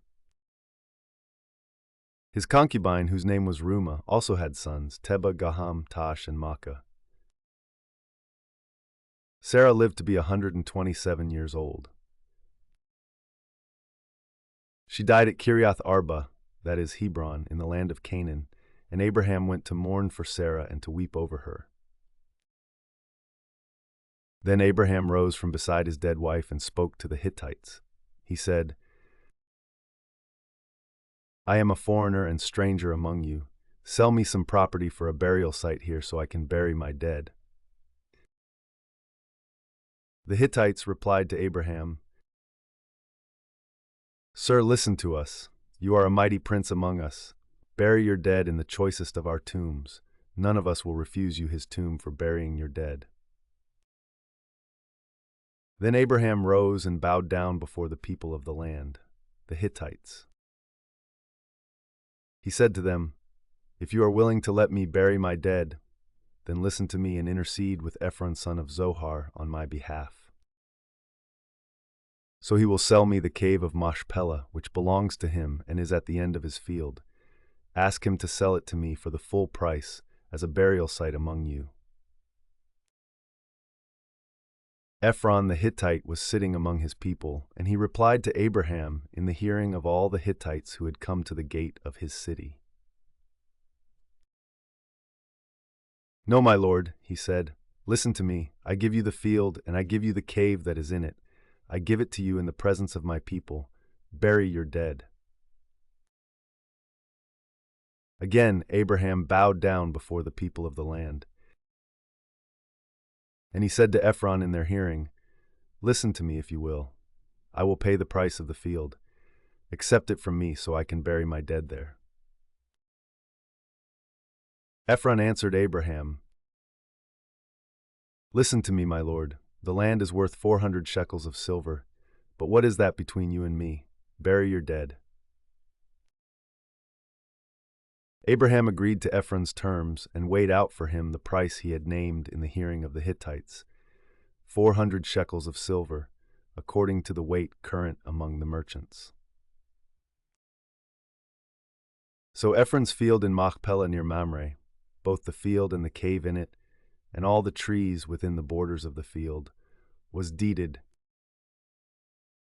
to Abraham as his property in the presence of all the Hittites who had come to the gate of the city. Afterward, Abraham buried his wife Sarah in the cave in the field of Machpelah near Mamre, which is at Hebron, in the land of Canaan. So the field and the cave in it were deeded to Abraham by the Hittites as a burial site. Abraham was now very old, and the Lord had blessed him in every way. He said to the senior servant in his household, the one in charge of all that he had, "Put your hand under my thigh. I want you to swear by the Lord, the God of heaven and the God of earth, that you will not get a wife for my son from the daughters of the Canaanites, among whom I am living, but will go to my country and my own relatives and get a wife for my son Isaac." The servant asked him, "What if the woman is unwilling to come back with me to this land? Shall I then take your son back to the country you came from?" "Make sure that you do not take my son back there," Abraham said. "The Lord, the God of heaven, who brought me out of my father's household and my native land, and who spoke to me and promised me on oath, saying, 'To your offspring I will give this land,' he will send his angel before you so that you can get a wife for my son from there. If the woman is unwilling to come back with you, then you will be released from this oath of mine. Only do not take my son back there." So the servant put his hand under the thigh of his master Abraham and swore an oath to him concerning this matter. Then the servant left, taking with him 10 of his master's camels loaded with all kinds of good things from his master. He set out for Aram Naharaim and made his way to the town of Nahor. He had the camels kneel down near the well outside the town. It was toward evening, the time the women go out to draw water. Then he prayed, "Lord, God of my master Abraham, make me successful today and show kindness to my master Abraham. See, I am standing beside this spring, and the daughters of the townspeople are coming out to draw water. May it be that when I say to a young woman, 'Please let down your jar that I may have a drink,' and she says, 'Drink, and I'll water your camels too,' let her be the one you have chosen for your servant Isaac. By this I will know that you have shown kindness to my master." Before he had finished praying, Rebekah came out with her jar on her shoulder. She was the daughter of Bethuel, son of Milcah, who was the wife of Abraham's brother Nahor.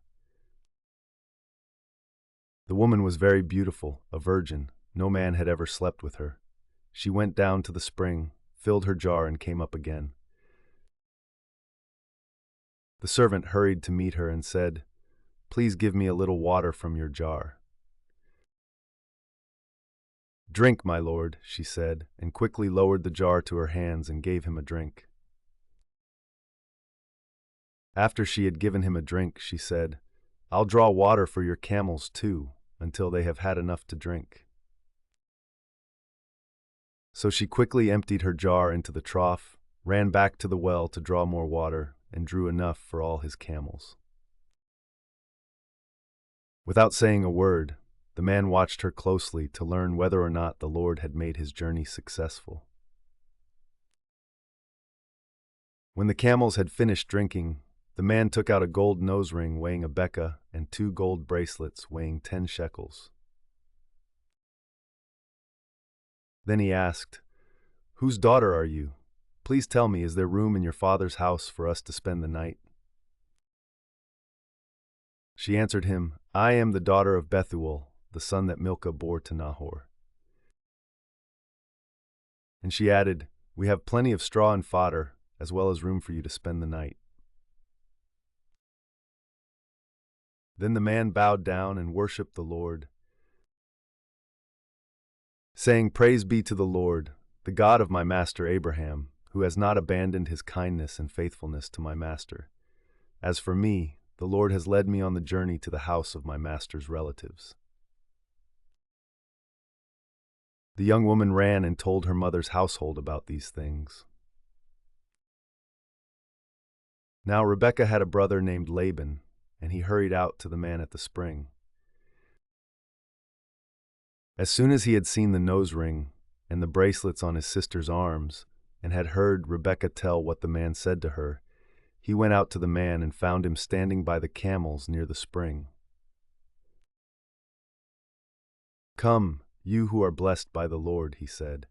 "Why are you standing out here? I have prepared the house and a place for the camels." So the man went to the house, and the camels were unloaded. Straw and fodder were brought for the camels, and water for him and his men to wash their feet. Then food was set before him, but he said, "I will not eat until I have told you what I have to say." "Then tell us," Laban said. So he said, "I am Abraham's servant. The Lord has blessed my master abundantly, and he has become wealthy. He has given him sheep and cattle, silver and gold, male and female servants, and camels and donkeys. My master's wife Sarah has borne him a son in her old age, and he has given him everything he owns. And my master made me swear an oath, and said, 'You must not get a wife for my son from the daughters of the Canaanites, in whose land I live, but go to my father's family and to my own clan, and get a wife for my son.' Then I asked my master, 'What if the woman will not come back with me?' He replied, 'The Lord, before whom I have walked faithfully, will send his angel with you and make your journey a success, so that you can get a wife for my son from my own clan and from my father's family. You will be released from my oath if, when you go to my clan, they refuse to give her to you. Then you will be released from my oath.' When I came to the spring today, I said, 'Lord God of my master Abraham, if you will, please grant success to the journey on which I have come. See, I am standing beside this spring. If a young woman comes out to draw water, and I say to her, "Please let me drink a little water from your jar," and if she says to me, "Drink, and I'll draw water for your camels too," let her be the one the Lord has chosen for my master's son." Before I finished praying in my heart, Rebekah came out with her jar on her shoulder. She went down to the spring and drew water, and I said to her, "Please give me a drink." She quickly lowered her jar from her shoulder and said, "Drink, and I'll water your camels too." So I drank, and she watered the camels also. I asked her, "Whose daughter are you?" She said, "The daughter of Bethuel, son of Nahor, whom Milcah bore to him." Then I put the ring in her nose and the bracelets on her arms, and I bowed down and worshipped the Lord. I praised the Lord, the God of my master Abraham, who had led me on the right road to get the granddaughter of my master's brother for his son. Now if you will show kindness and faithfulness to my master, tell me, and if not, tell me, so I may know which way to turn." Laban and Bethuel answered, "This is from the Lord. We can say nothing to you one way or the other. Here is Rebekah. Take her and go, and let her become the wife of your master's son, as the Lord has directed." When Abraham's servant heard what they said, he bowed down to the ground before the Lord. Then the servant brought out gold and silver jewelry and articles of clothing and gave them to Rebekah. He also gave costly gifts to her brother and to her mother. Then he and the men who were with him ate and drank and spent the night there. When they got up the next morning, he said, "Send me on my way to my master." But her brother and her mother replied, "Let the young woman remain with us 10 days or so, then you may go." But he said to them, "Do not detain me now that the Lord has granted success to my journey, Send me on my way, so I may go to my master." Then they said, "Let's call the young woman and ask her about it." So they called Rebekah and asked her, "Will you go with this man?" "I will go," she said. So they sent their sister Rebekah on her way, along with her nurse and Abraham's servant and his men. And they blessed Rebekah and said to her, "Our sister, may you increase to thousands upon thousands. May your offspring possess the cities of their enemies." Then Rebekah and her attendants got ready and mounted the camels and went back with the man. So the servant took Rebekah and left. Now Isaac had come from Beer Lahai Roi, for he was living in the Negev. He went out to the field one evening to meditate, and as he looked up, he saw camels approaching. Rebekah also looked up and saw Isaac. She got down from her camel and asked the servant, "Who is that man in the field coming to meet us?" "He is my master," the servant answered. So she took her veil and covered herself. Then the servant told Isaac all he had done. Isaac brought her into the tent of his mother Sarah, and he married Rebekah. So she became his wife, and he loved her, and Isaac was comforted after his mother's death. Abraham had taken another wife, whose name was Keturah. She bore him Zimran, Jokshan, Midan, Midian, Ishbak, and Shua. Jokshan was the father of Sheba and Dedan. The descendants of Dedan were the Asherites, the Letishites, and the Lumites. The sons of Midian were Ephah, Epher, Hanok, Abida, and Eldah. All these were descendants of Keturah. Abraham left everything he owned to Isaac. But while he was still living, he gave gifts to the sons of his concubines and sent them away from his son Isaac to the land of the east. Abraham lived 175 years. Then Abraham breathed his last and died at a good old age, an old man and full of years, and he was gathered to his people.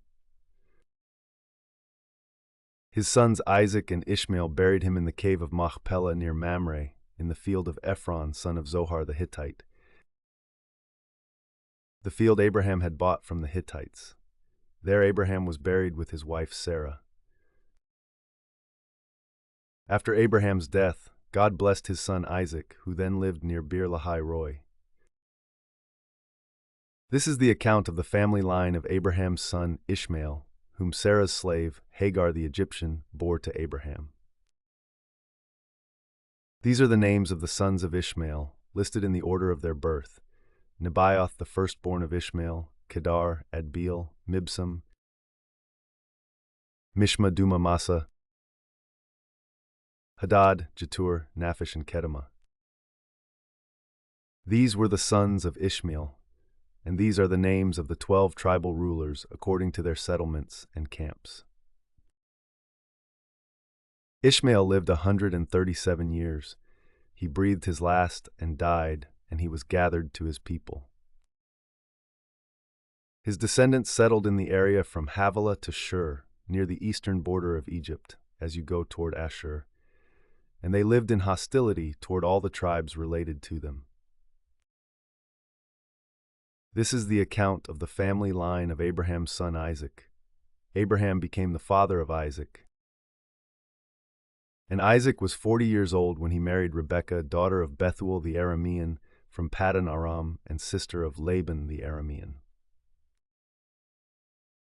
Isaac prayed to the Lord on behalf of his wife, because she was childless. The Lord answered his prayer, and his wife Rebekah became pregnant. The babies jostled each other within her, and she said, "Why is this happening to me?" So she went to inquire of the Lord. The Lord said to her, "Two nations are in your womb, and two peoples from within you will be separated. One people will be stronger than the other, and the older will serve the younger." When the time came for her to give birth, there were twin boys in her womb. The first to come out was red, and his whole body was like a hairy garment, so they named him Esau. After this, his brother came out, with his hand grasping Esau's heel, so he was named Jacob. Isaac was 60 years old when Rebekah gave birth to them. The boys grew up, and Esau became a skillful hunter, a man of the open country, while Jacob was content to stay at home among the tents. Isaac, who had a taste for wild game, loved Esau, but Rebekah loved Jacob. Once when Jacob was cooking some stew, Esau came in from the open country, famished. He said to Jacob, "Quick, let me have some of that red stew, I'm famished." That is why he was also called Edom. Jacob replied, "First sell me your birthright." "Look, I am about to die," Esau said. "What good is the birthright to me?" But Jacob said, "Swear to me first." So he swore an oath to him, selling his birthright to Jacob. Then Jacob gave Esau some bread and some lentil stew. He ate and drank and then got up and left. So Esau despised his birthright. Now there was a famine in the land, besides the previous famine in Abraham's time, and Isaac went to Abimelech, king of the Philistines, in Gerar. The Lord appeared to Isaac and said, "Do not go down to Egypt. Live in the land where I tell you to live. Stay in this land for a while, and I will be with you and will bless you. For to you and your descendants I will give all these lands and will confirm the oath I swore to your father Abraham. I will make your descendants as numerous as the stars in the sky, and will give them all these lands, and through your offspring all nations on earth will be blessed. Because Abraham obeyed me and did everything I required of him, keeping my commands, my decrees, and my instructions." So Isaac stayed in Gerar. When the men of that place asked him about his wife, he said, "She is my sister," because he was afraid to say, "She is my wife." He thought the men of this place might kill me on account of Rebekah, because she is beautiful. When Isaac had been there a long time, Abimelech, king of the Philistines, looked down from a window and saw Isaac caressing his wife Rebekah. So Abimelech summoned Isaac and said, "She is really your wife. Why did you say she is my sister?" Isaac answered him, "Because I thought I might lose my life on account of her." Then Abimelech said, "What is this you have done to us? One of the men might well have slept with your wife, and you would have brought guilt upon us."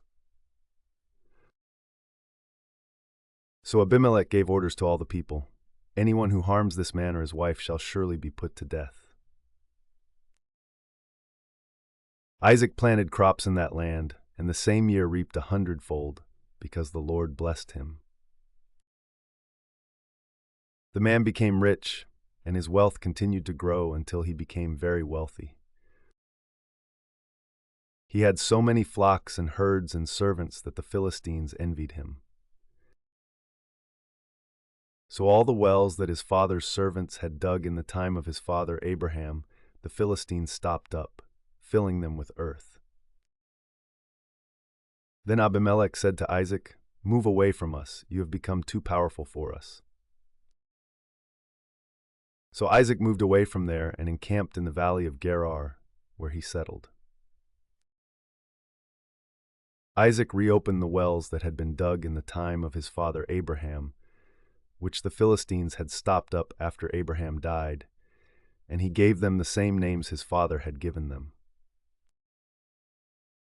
Isaac's servants dug in the valley and discovered a well of fresh water there. But the herders of Gerar quarreled with those of Isaac and said, "The water is ours." So he named the well Esek, because they disputed with him. Then they dug another well, but they quarreled over that one also, so he named it Sitnah. He moved on from there and dug another well, and no one quarreled over it. He named it Rehoboth, saying, "Now the Lord has given us room and we will flourish in the land." From there he went up to Beersheba. That night the Lord appeared to him and said, I am the God of your father Abraham. Do not be afraid, for I am with you. I will bless you and will increase the number of your descendants for the sake of my servant Abraham. Isaac built an altar there and called on the name of the Lord. There he pitched his tent, and there his servants dug a well.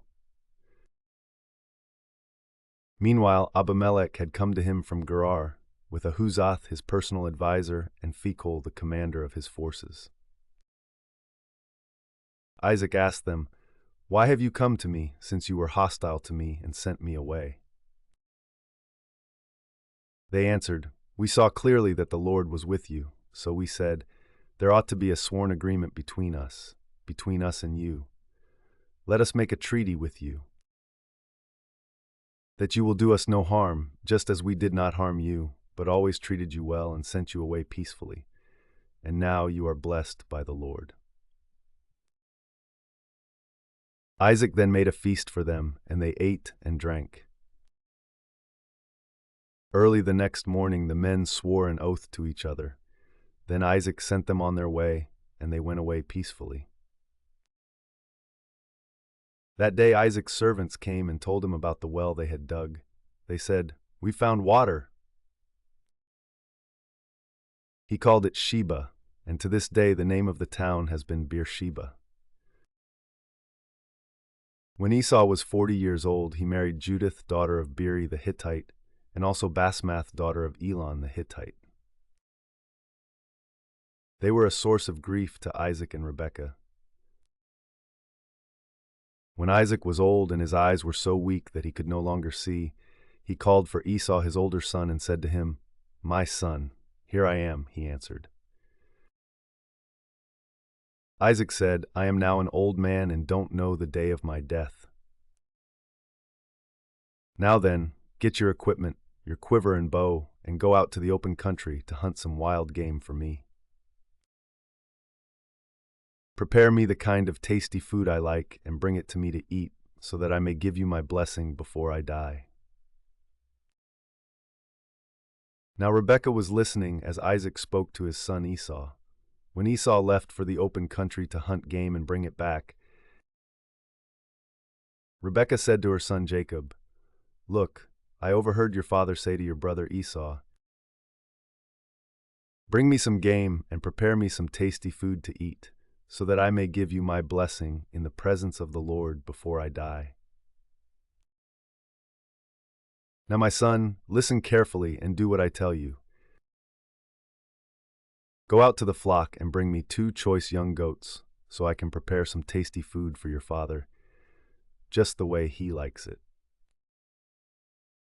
Then take it to your father to eat, so that he may give you his blessing before he dies. Jacob said to Rebekah his mother, But my brother Esau is a hairy man, while I have smooth skin. What if my father touches me? I would appear to be tricking him and would bring down a curse on myself rather than a blessing. His mother said to him, My son, let the curse fall on me. Just do what I say. Go and get them for me. So he went and got them and brought them to his mother, and she prepared some tasty food just the way his father liked it. Then Rebekah took the best clothes of Esau, her older son, which she had in the house, and put them on her younger son, Jacob. She also covered his hands and the smooth part of his neck with the goatskins. Then she handed to her son Jacob the tasty food and the bread she had made. He went to his father and said, My father. Yes, my son, he answered. Who is it? Jacob said to his father, I am Esau, your firstborn. I have done as you told me. Please sit up and eat some of my game, so that you may give me your blessing. Isaac asked his son, How did you find it so quickly, my son? The Lord your God gave me success, he replied. Then Isaac said to Jacob, Come near so I can touch you, my son, to know whether you really are my son Esau or not. Jacob went close to his father Isaac, who touched him and said, "The voice is the voice of Jacob, but the hands are the hands of Esau."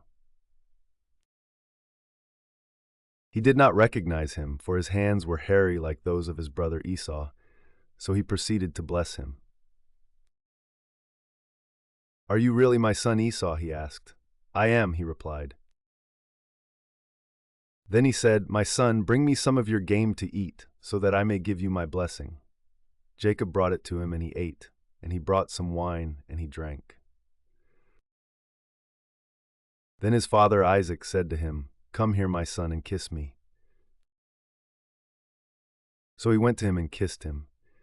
When Isaac caught the smell of his clothes, he blessed him and said, "Ah, the smell of my son is like the smell of a field that the Lord has blessed. May God give you heaven's dew and earth's richness, an abundance of grain and new wine. May nations serve you and peoples bow down to you. Be Lord over your brothers, and may the sons of your mother bow down to you.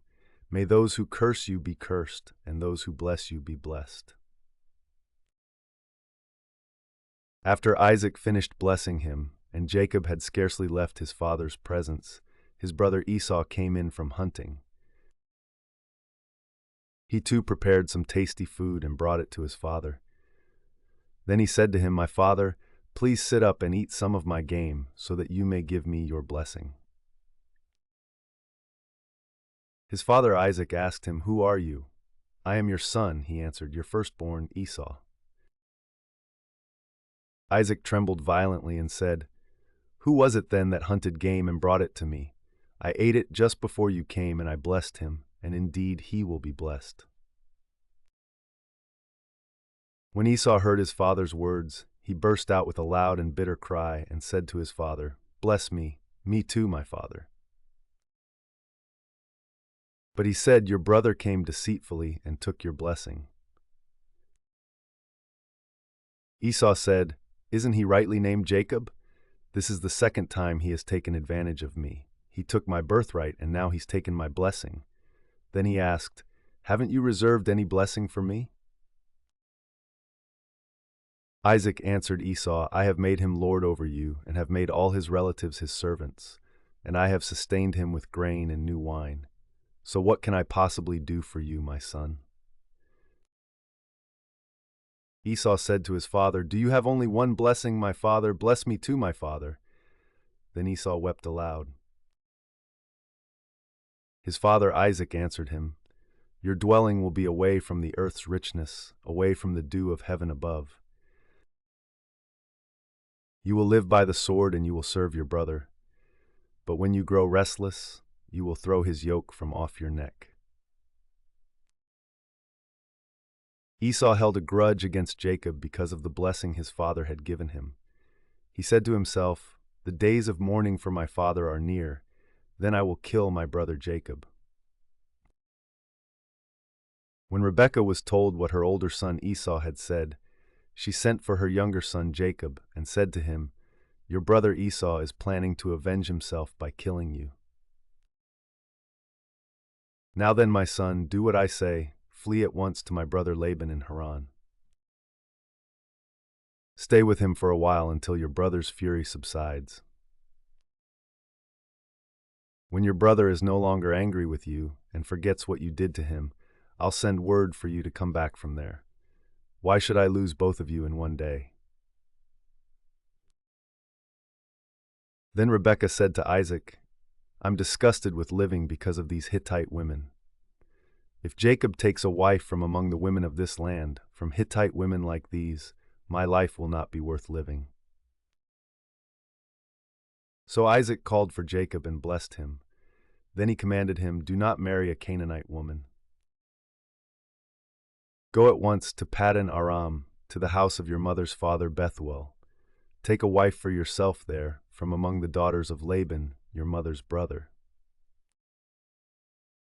May God Almighty bless you and make you fruitful and increase your numbers until you become a community of peoples. May He give you and your descendants the blessing given to Abraham, so that you may take possession of the land where you now reside as a foreigner, the land God gave to Abraham. Then Isaac sent Jacob on his way, and he went to Padan Aram to Laban son of Bethuel the Aramean, the brother of Rebekah, who was the mother of Jacob and Esau. Now Esau learned that Isaac had blessed Jacob and had sent him to Padan Aram to take a wife from there, and that when he blessed him, he commanded him, "Do not marry a Canaanite woman," and that Jacob had obeyed his father and mother and had gone to Padan Aram. Esau then realized how displeasing the Canaanite women were to his father Isaac. So he went to Ishmael and married Mahalath, the sister of Nebaioth and daughter of Ishmael son of Abraham, in addition to the wives he already had. Jacob left Beersheba and set out for Haran. When he reached a certain place, he stopped for the night because the sun had set. Taking one of the stones there, he put it under his head and lay down to sleep. He had a dream in which he saw a stairway resting on the earth, with its top reaching to heaven, and the angels of God were ascending and descending on it. There above it stood the Lord, and he said, "I am the Lord, the God of your father Abraham and the God of Isaac. I will give you and your descendants the land on which you are lying. Your descendants will be like the dust of the earth, and you will spread out to the west and to the east, to the north and to the south. All peoples on earth will be blessed through you and your offspring. I am with you and will watch over you wherever you go, and I will bring you back to this land. I will not leave you until I have done what I have promised you." When Jacob awoke from his sleep, he thought, "Surely the Lord is in this place, and I was not aware of it." He was afraid and said, "How awesome is this place! This is none other than the house of God. This is the gate of heaven." Early the next morning, Jacob took the stone he had placed under his head and set it up as a pillar and poured oil on top of it. He called that place Bethel, though the city used to be called Luz. Then Jacob made a vow, saying, "If God will be with me and will watch over me on this journey I am taking, and will give me food to eat and clothes to wear, so that I return safely to my father's household, then the Lord will be my God. And this stone that I have set up as a pillar will be God's house, and of all that you give me, I will give you a tenth." Then Jacob continued on his journey and came to the land of the eastern peoples. There he saw a well in the open country, with 3 flocks of sheep lying near it, because the flocks were watered from that well. The stone over the mouth of the well was large. When all the flocks were gathered there, the shepherds would roll the stone away from the well's mouth and water the sheep. Then they would return the stone to its place over the mouth of the well. Jacob asked the shepherds, "My brothers, where are you from?" "We're from Haran," they replied. He said to them, "Do you know Laban, Nahor's grandson?" "Yes, we know him," they answered. Then Jacob asked them, "Is he well?" "Yes, he is," they said, "and here comes his daughter Rachel with the sheep." "Look," he said, "the sun is still high. It is not time for the flocks to be gathered. Water the sheep and take them back to pasture." "We can't," they replied, "until all the flocks are gathered and the stone has been rolled away from the mouth of the well.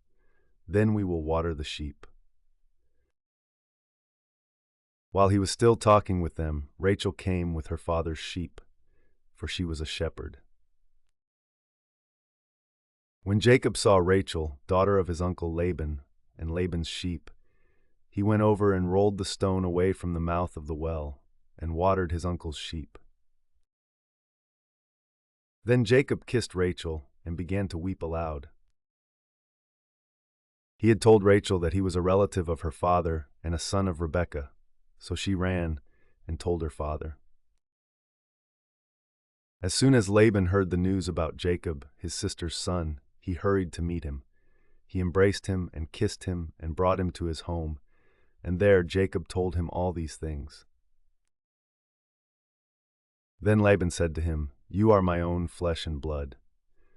After Jacob had stayed with him for a whole month,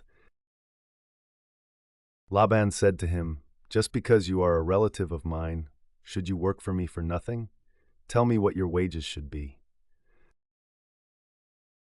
Now Laban had 2 daughters. The name of the older was Leah, and the name of the younger was Rachel. Leah had weak eyes, but Rachel had a lovely figure and was beautiful. Jacob was in love with Rachel and said, "I'll work for you 7 years in return for your younger daughter Rachel." Laban said, "It's better that I give her to you than to some other man. Stay here with me." So Jacob served 7 years to get Rachel, but they seemed like only a few days to him because of his love for her. Then Jacob said to Laban, "Give me my wife, my time is completed, and I want to make love to her." So Laban brought together all the people of the place and gave a feast.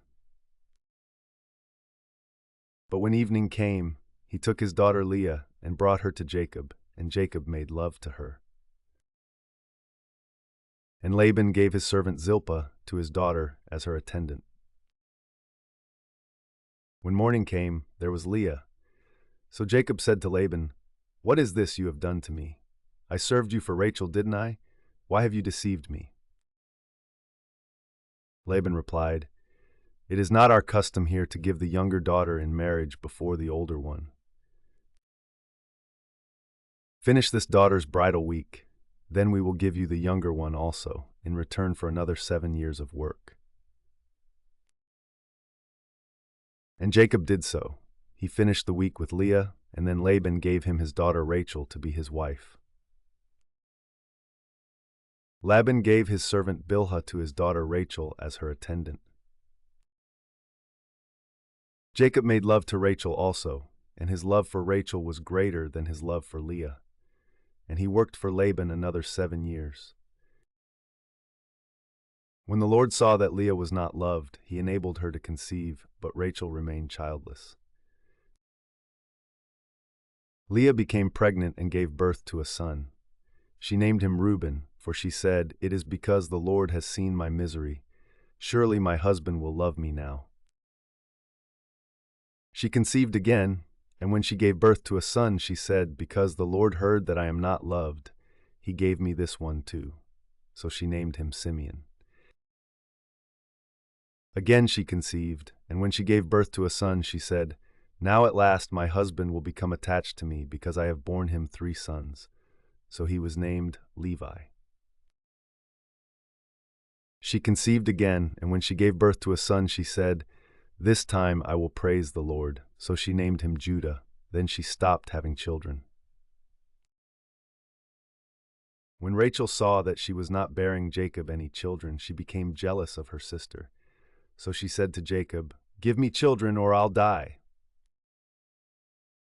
Jacob became angry with her and said, "Am I in the place of God, who has kept you from having children?" Then she said, "Here is Bilhah, my servant. Sleep with her so that she can bear children for me, and I too can build a family through her." So she gave him her servant Bilhah as a wife. Jacob slept with her, and she became pregnant and bore him a son. Then Rachel said, "God has vindicated me. He has listened to my plea and given me a son." Because of this, she named him Dan. Rachel's servant Bilhah conceived again and bore Jacob a second son.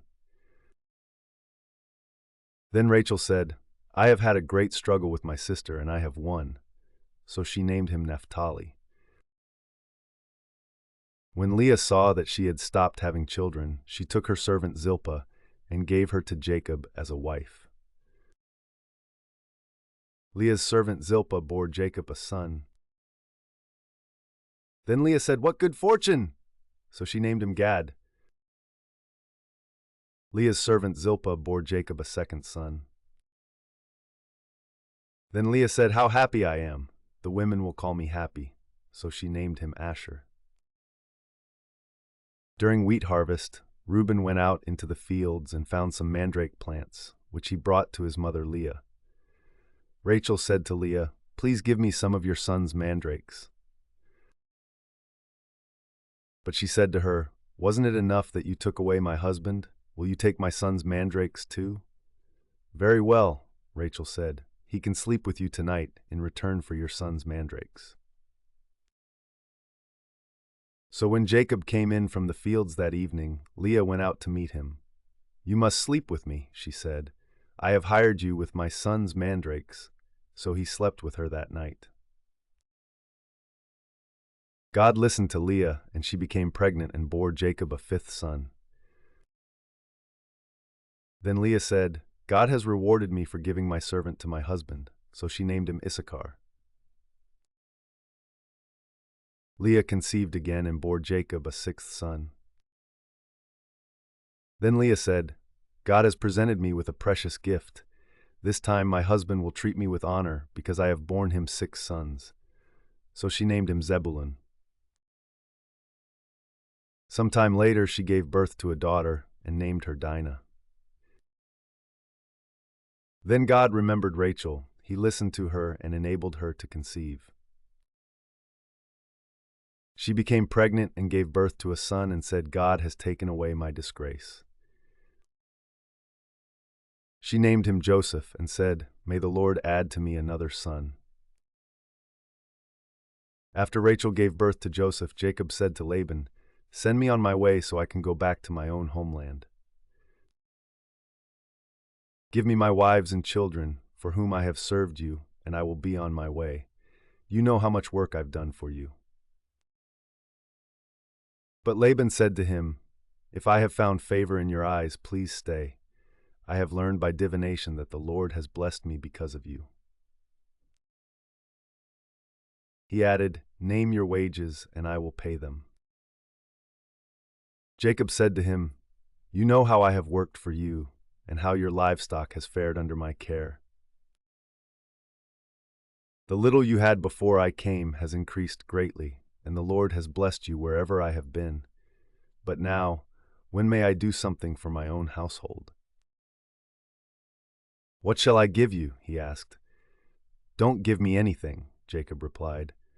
"But if you will do this one thing for me, I will go on tending your flocks and watching over them.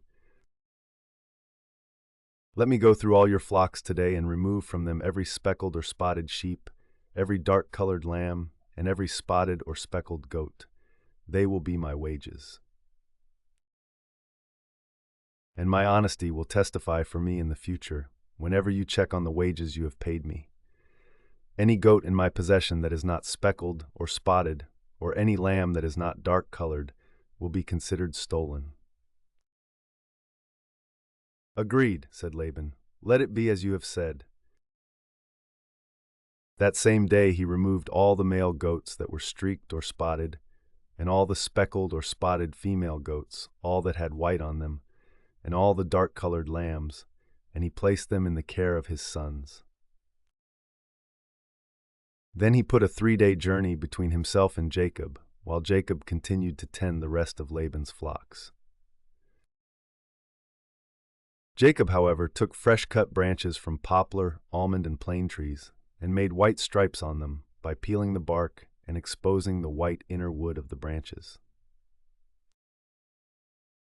Then he placed the peeled branches in all the watering troughs, so that they would be directly in front of the flocks when they came to drink.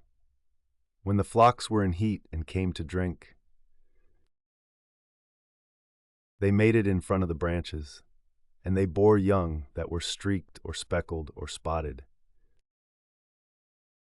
Jacob set apart the young of the flock by themselves, but made the rest face the streaked and dark-colored animals that belonged to Laban. Thus he made separate flocks for himself and did not put them with Laban's animals.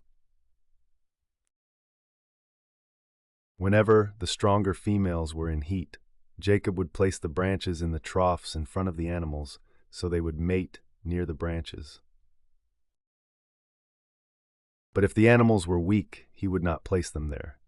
So the weak animals went to Laban, and the strong ones to Jacob. In this way the man grew exceedingly prosperous, and came to own large flocks, and female and male servants, and camels and donkeys. Jacob heard that Laban's sons were saying, "Jacob has taken everything our father owned, and has gained all this wealth from what belonged to our father."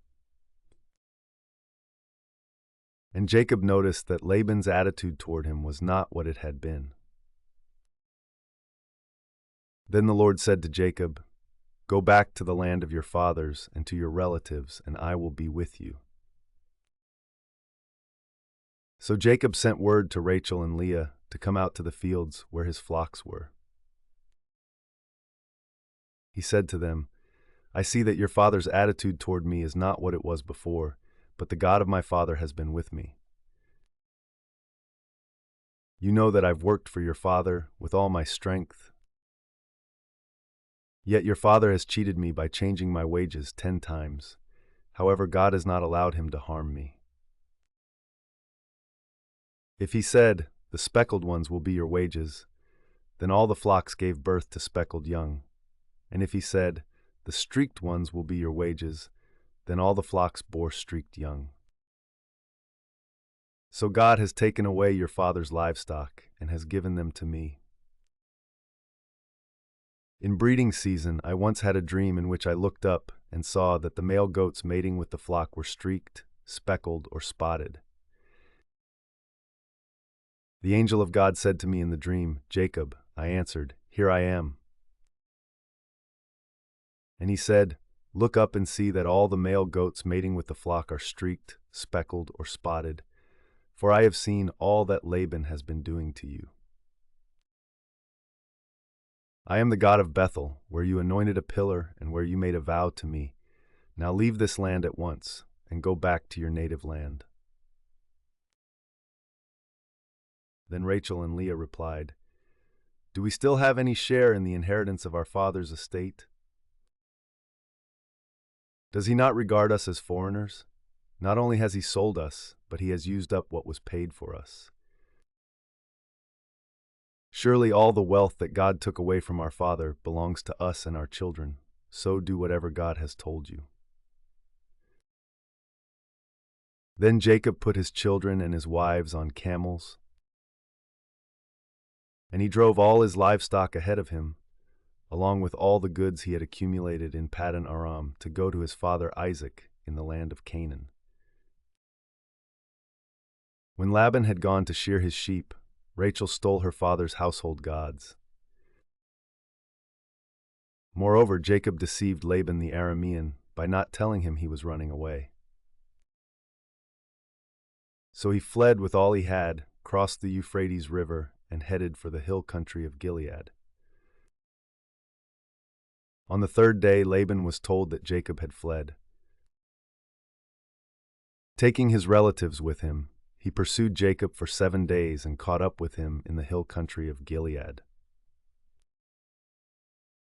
Then God came to Laban the Aramean in a dream at night and said to him, 'Be careful not to say anything to Jacob, either good or bad.' Jacob had pitched his tent in the hill country of Gilead when Laban overtook him, and Laban and his relatives camped there too. Then Laban said to Jacob, 'What have you done? You've deceived me, and you've carried off my daughters like captives in war. Why did you run off secretly and deceive me? Why didn't you tell me so I could send you away with joy and singing to the music of timbrels and harps? You didn't even let me kiss my grandchildren and my daughters goodbye. You have done a foolish thing. I have the power to harm you, but last night the God of your father said to me, 'Be careful not to say anything to Jacob, either good or bad.' Now you have gone off because you longed to return to your father's household. But why did you steal my gods?" Jacob answered Laban, "I was afraid because I thought you would take your daughters away from me by force. But if you find anyone who has your gods, that person shall not live.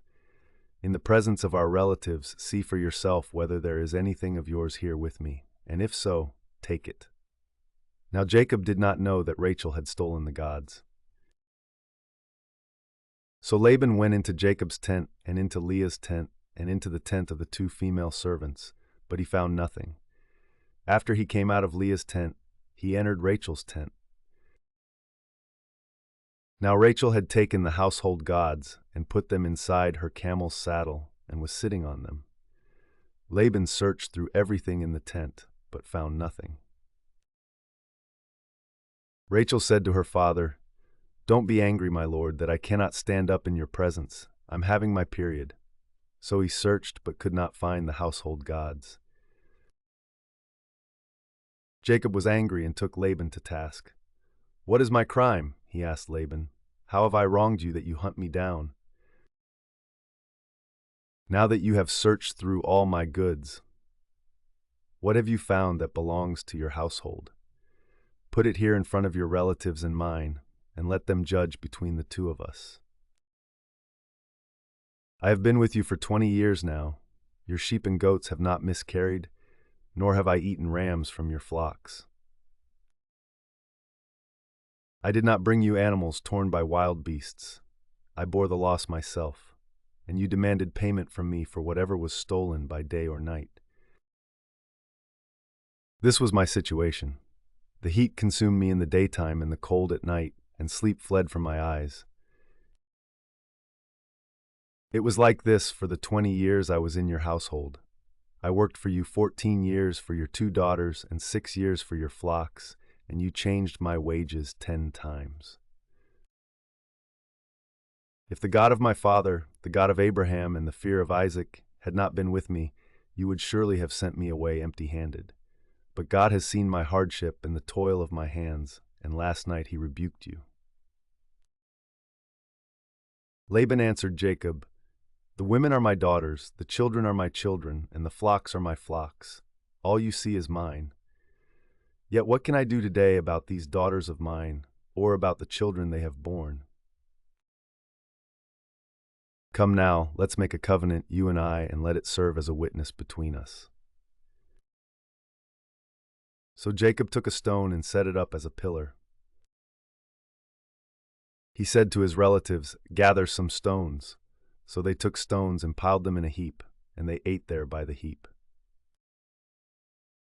Laban called it Jegar-sahadutha, and Jacob called it Gilead. Laban said, "This heap is a witness between you and me today." That is why it was called Gilead. It was also called Mizpah, because he said, "May the Lord keep watch between you and me when we are away from each other. If you mistreat my daughters, or if you take any wives besides my daughters, even though no one is with us, remember that God is a witness between you and me." Laban also said to Jacob, "Here is this heap, and here is this pillar I have set up between you and me. This heap is a witness, and this pillar is a witness, that I will not go past this heap to your side to harm you, and that you will not go past this heap and pillar to my side to harm me. May the God of Abraham and the God of Nahor, the God of their father, judge between us." So Jacob took an oath in the name of the fear of his father Isaac. He offered a sacrifice there in the hill country and invited his relatives to a meal. After they had eaten, they spent the night there. Early the next morning, Laban kissed his grandchildren and his daughters and blessed them. Then he left and returned home. Jacob also went on his way, and the angels of God met him. When Jacob saw them, he said, "This is the camp of God," so he named that place Mahanaim. Jacob sent messengers ahead of him to his brother Esau in the land of Seir, the country of Edom. He instructed them, "This is what you are to say to my lord Esau. Your servant Jacob says, I have been staying with Laban and have remained there till now. I have cattle and donkeys, sheep and goats, male and female servants. Now I am sending this message to my Lord, that I may find favor in your eyes." When the messengers returned to Jacob, they said, "We went to your brother Esau, and now he is coming to meet you, and 400 men are with him." In great fear and distress, Jacob divided the people who were with him into two groups, and the flocks and herds and camels as well. He thought, if Esau comes and attacks one group, the group that is left may escape. Then Jacob prayed, "O God of my father Abraham, God of my father Isaac, Lord, you who said to me, 'Go back to your country and your relatives, and I will make you prosper.' I am unworthy of all the kindness and faithfulness you have shown your servant. I had only my staff when I crossed this Jordan, but now I have become two camps. Save me, I pray, from the hand of my brother Esau, for I am afraid he will come and attack me, and also the mothers with their children. But you have said, 'I will surely make you prosper, and will make your descendants like the sand of the sea, which cannot be counted.'" He spent the night there, and from what he had with him he selected a gift for his brother Esau: 200 female goats and 20 male goats, 200 ewes and 20 rams, 30 female camels with their young, 40 cows and 10 bulls, and 20 female donkeys and 10 male donkeys. He put them in the care of his servants, each herd by itself, and said to his servants, "Go ahead of me and keep some space between the herds." He instructed the one in the lead, "When my brother Esau meets you and asks, 'Who do you belong to? And where are you going? And who owns all these animals in front of you?' Then you are to say, 'They belong to your servant Jacob. They are a gift sent to my lord Esau, and he is coming behind us.'" He also instructed the second, the third, and all the others who followed the herds, "You are to say the same thing to Esau when you meet him. And be sure to say, 'Your servant Jacob is coming behind us.' For he thought, 'I will pacify him with these gifts I am sending on ahead. Later, when I see him, perhaps he will receive me.'" So Jacob's gifts went on ahead of him, but he himself spent the night in the camp. That night Jacob got up and took his 2 wives, his 2 female servants, and his 11 sons, and crossed the ford of the Jabbok. After he had sent them across the stream, he sent over all his possessions. So Jacob was left alone, and a man wrestled with him till daybreak. When the man saw that he could not overpower him, he touched the socket of Jacob's hip so that his hip was wrenched as he wrestled with the man. Then the man said, "Let me go, for it is daybreak." But Jacob replied, "I will not let you go unless you bless me." The man asked him, "What is your name?" "Jacob," he answered. Then the man said, "Your name will no longer be Jacob, but Israel, because you have struggled with God and with humans and have overcome."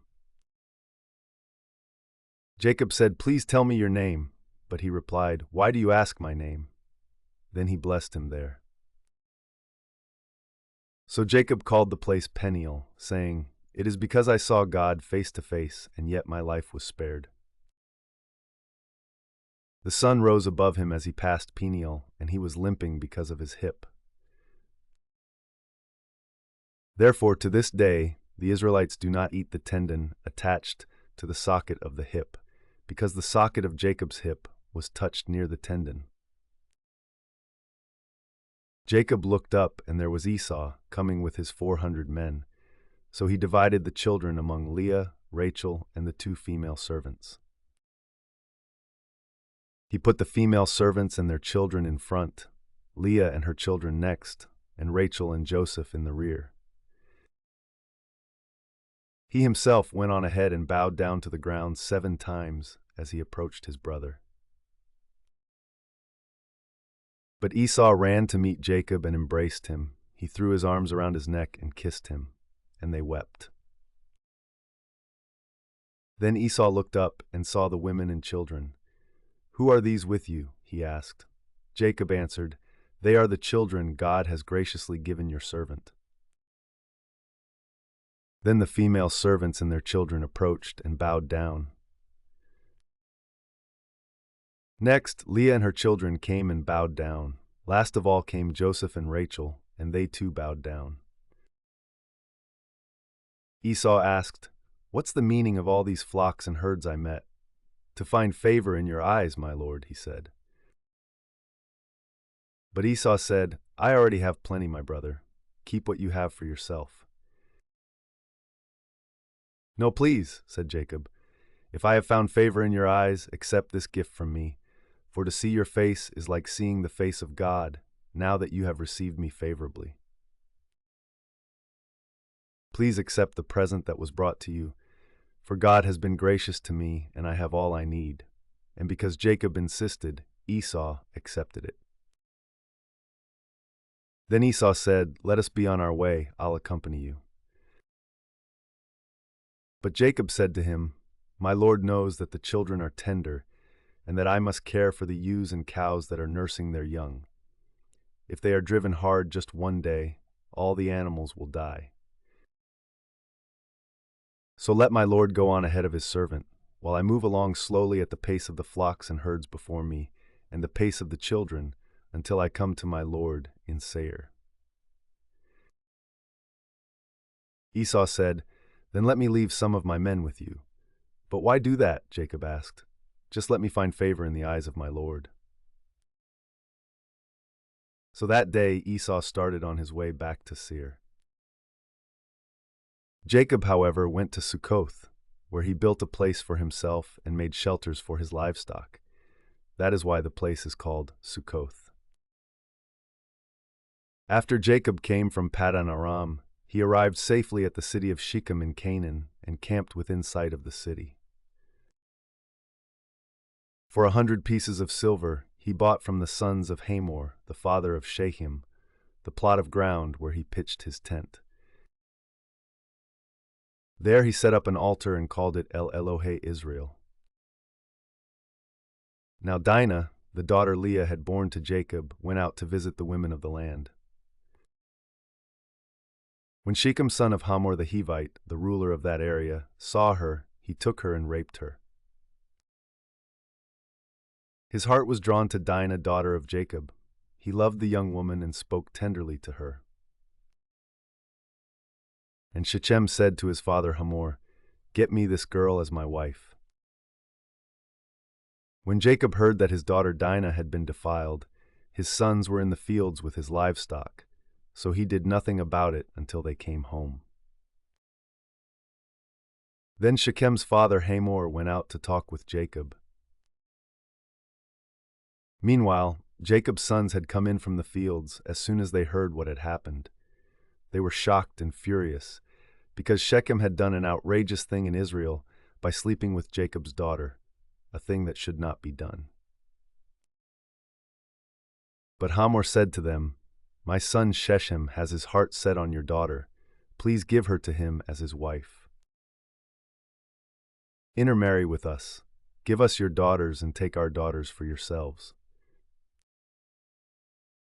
You can settle among us, the land is open to you.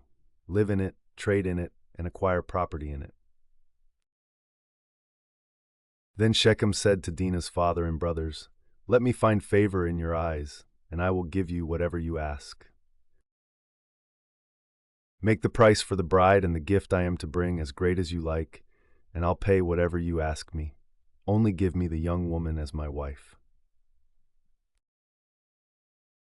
Because their sister Dinah had been defiled, Jacob's sons replied deceitfully as they spoke to Shechem and his father Hamor. They said to them, "We can't do such a thing. We can't give our sister to a man who is not circumcised. That would be a disgrace to us. We will enter into an agreement with you on one condition only, that you become like us by circumcising all your males. Then we will give you our daughters and take your daughters for ourselves. We'll settle among you and become one people with you." But if you will not agree to be circumcised, we'll take our sister and go." Their proposal seemed good to Hamor and his son Shechem. The young man, who was the most honored of all his father's family, lost no time in doing what they said, because he was delighted with Jacob's daughter.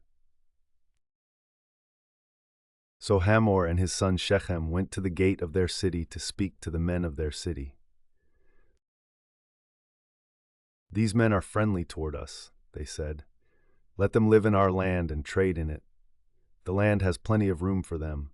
We can marry their daughters and they can marry ours.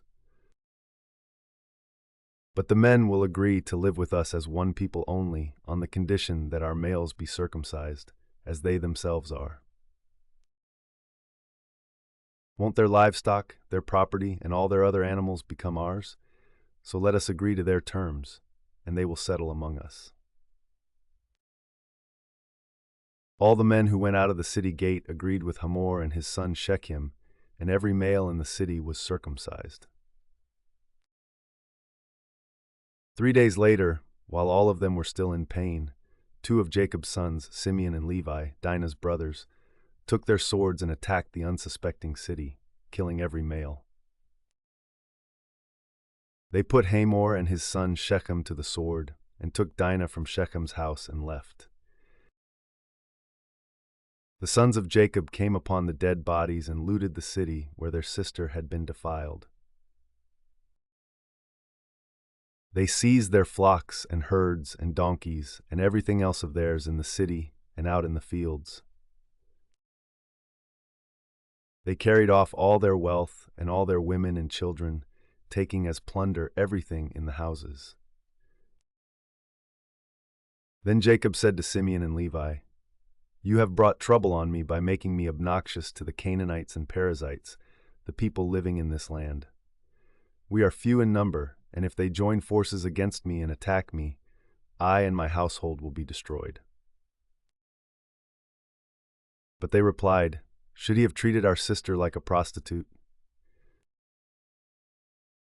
Then God said to Jacob, "Go up to Bethel and settle there and build an altar there to God, who appeared to you when you were fleeing from your brother Esau." So Jacob said to his household and to all who were with him, "Get rid of the foreign gods you have with you, and purify yourselves and change your clothes. Then come, let us go up to Bethel, where I will build an altar to God, who answered me in the day of my distress, and who has been with me wherever I have gone." So they gave Jacob all the foreign gods they had and the rings in their ears, and Jacob buried them under the oak at Shechem. Then they set out, and the terror of God fell on the towns all around them so that no one pursued them. Jacob and all the people with him came to Luz, that is Bethel, in the land of Canaan. There he built an altar, and he called the place El Bethel, because it was there that God revealed himself to him when he was fleeing from his brother. Now Deborah, Rebekah's nurse, died and was buried under the oak outside Bethel, so it was named Alam-Bakuth. After Jacob returned from Paddan Aram, God appeared to him again and blessed him. God said to him, "Your name is Jacob, but you will no longer be called Jacob. Your name will be Israel." So he named him Israel. And God said to him, "I am God Almighty. Be fruitful and increase in number. A nation and a community of nations will come from you, and kings will be among your descendants. The land I gave to Abraham and Isaac I also give to you, and I will give this land to your descendants after you." Then God went up from him at the place where he had talked with him. Jacob set up a stone pillar at the place where God had talked with him, and he poured out a drink offering on it. He also poured oil on it. Jacob called the place where God had talked with him Bethel. Then they moved on from Bethel. While they were still some distance from Ephrath, Rachel began to give birth and had great difficulty. And as she was having great difficulty in childbirth, the midwife said to her, "Don't despair, for you have another son." As she breathed her last, for she was dying, she named her son Ben-Oni, but his father named him Benjamin. So Rachel died and was buried on the way to Ephrath, that is, Bethlehem. Over her tomb, Jacob set up a pillar, and to this day that pillar marks Rachel's tomb. Israel moved on again and pitched his tent beyond Migdal Eder. While Israel was living in that region, Reuben went in and slept with his father's concubine Bilhah, and Israel heard of it. Jacob had 12 sons. The sons of Leah: Reuben, the firstborn of Jacob, Simeon, Levi, Judah, Issachar, and Zebulun. The sons of Rachel: Joseph and Benjamin. The sons of Rachel's servant Bilhah: Dan and Naphtali. The sons of Leah's servant Zilpah: Gad and Asher. These were the sons of Jacob, who were born to him in Paddan Aram. Jacob came home to his father Isaac in Mamre, near Kiriath Arba, that is Hebron, where Abraham and Isaac had stayed. Isaac lived 180 years. Then he breathed his last and died and was gathered to his people, old and full of years, and his sons Esau and Jacob buried him. This is the account of the family line of Esau, that is, Edom. Esau took his wives from the women of Canaan: Adah, daughter of Elon the Hittite, and Oholibamah, daughter of Anah and granddaughter of Zibeon the Hivite. Also Basemath, daughter of Ishmael and sister of Nebaioth. Adah bore Eliphaz to Esau, Basemath bore Reuel, and Oholibamah bore Jush, Jalam, and Korah. These were the sons of Esau, who were born to him in Canaan. Esau took his wives and sons and daughters and all the members of his household, as well as his livestock and all his other animals and all the goods he had acquired in Canaan, and moved to a land some distance from his brother Jacob. Their possessions were too great for them to remain together. The land where they were staying could not support them both because of their livestock. So Esau, that is Edom, settled in the hill country of Seir. This is the account of the family line of Esau, the father of the Edomites, in the hill country of Seir. These are the names of Esau's sons: Eliphaz, the son of Esau's wife Adah, and Reuel, the son of Esau's wife Basemath. The sons of Eliphaz: Teman, Omar, Zepho, Gatam, and Kenaz. Esau's son Eliphaz also had a concubine named Timnah, who bore him Amalek. These were grandsons of Esau's wife Adah. The sons of Reuel: Nahath, Zerah, Shammah, and Mizah. These were grandsons of Esau's wife Basemath. The sons of Esau's wife Oholibamah, daughter of Anah and granddaughter of Zibeon, whom she bore to Esau: Jush, Jalam, and Korah. These were the chiefs among Esau's descendants. The sons of Eliphaz, the firstborn of Esau: chiefs Teman, Omar, Zepho, Kenaz, Korah, Gatam, and Amalek. These were the chiefs descended from Eliphaz in Edom. They were grandsons of Adah. The sons of Esau's son Reuel: chiefs Nahath, Zerah, Shammah, and Mizah. These were the chiefs descended from Reuel in Edom. They were grandsons of Esau's wife Basemath. The sons of Esau's wife Oholibamah: chiefs Jush, Jalam, and Korah. These were the chiefs descended from Esau's wife Oholibamah, daughter of Anah. These were the sons of Esau, that is, Edom, and these were their chiefs. These were the sons of Seir the Horite, who were living in the region: Lotan, Shobal, Zibeon, Anah, Dishon, Ezer, and Dishon. These sons of Seir in Edom were Horite chiefs. The sons of Lotan: Hori and Homam. Timnah was Lotan's sister. The sons of Shobal: Alvan, Manahath, Ebal, Shepho, and Onam. The sons of Zibeon: Aiah and Anah. This is the Ana who discovered the hot springs in the desert while he was grazing the donkeys of his father Zibeon. The children of Ana, Dishon and Oholibamah, daughter of Ana. The sons of Dishon, Hemdan, Eshban, Ithran, and Karan. The sons of Ezer, Bilhan, Zavan, and Akan. The sons of Dishon, Uz, and Aran. These were the Horite chiefs, Lotan, Shobal, Zibeon, Ana, Dishon, Ezer, and Dishon. These were the Horite chiefs, according to their divisions, in the land of Seir. These were the kings who reigned in Edom before any Israelite king reigned. Bela son of Beor became king of Edom. His city was named Dinhabah. When Bela died, Jobab son of Zerah from Bozrah succeeded him as king.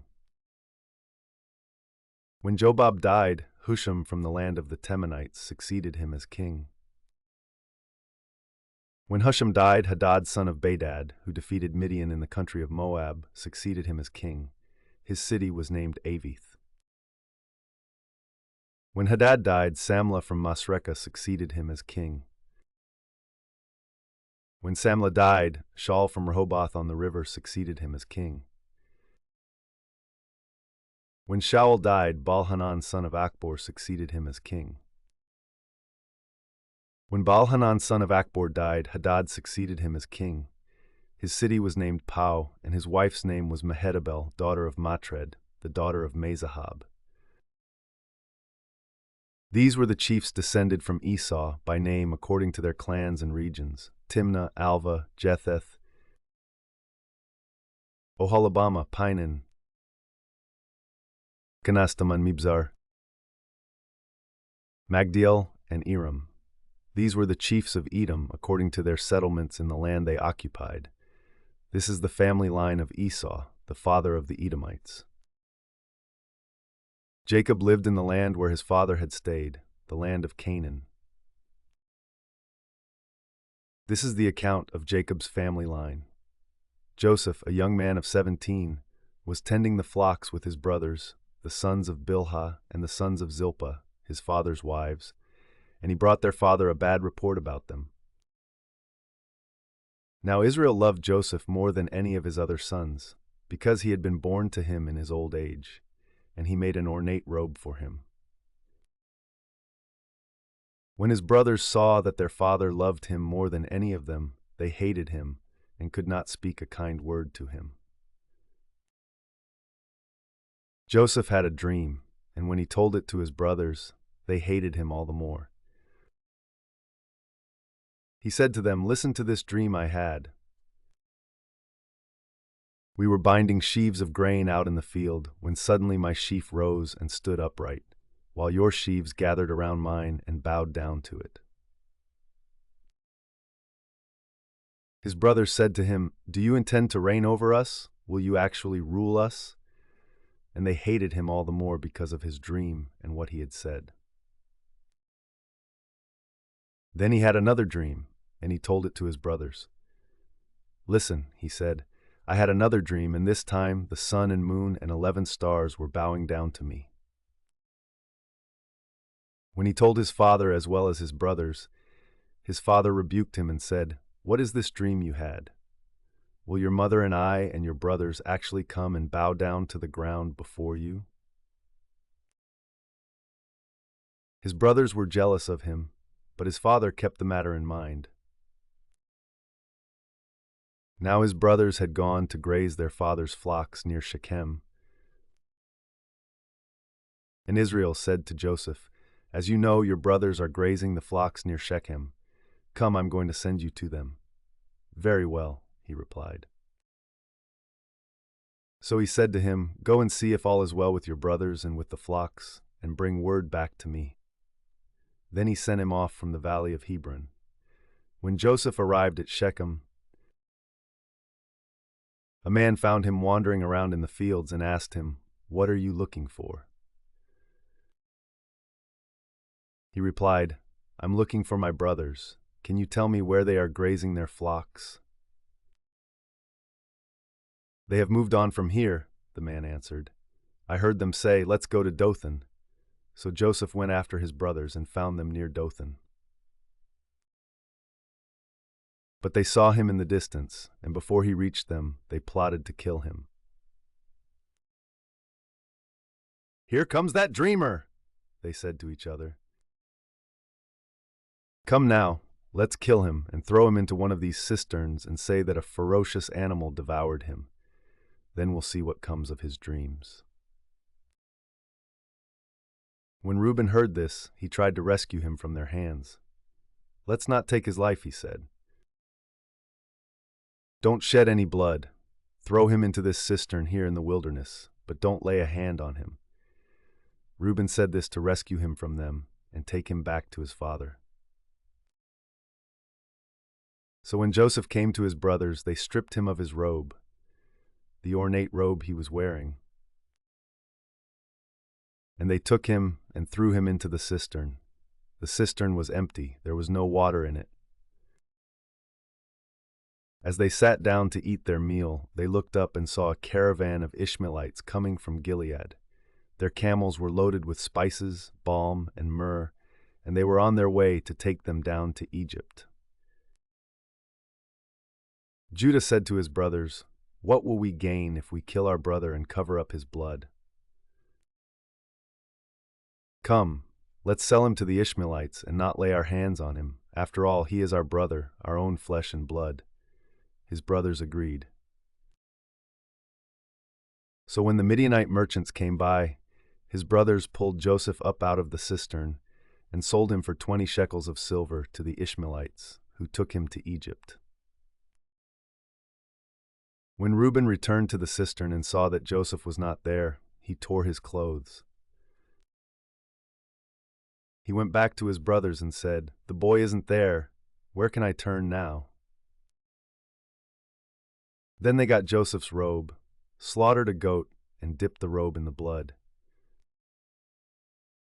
They took the ornate robe back to their father and said, "We found this. Examine it to see whether it is your son's robe." He recognized it and said, "It is my son's robe. Some ferocious animal has devoured him.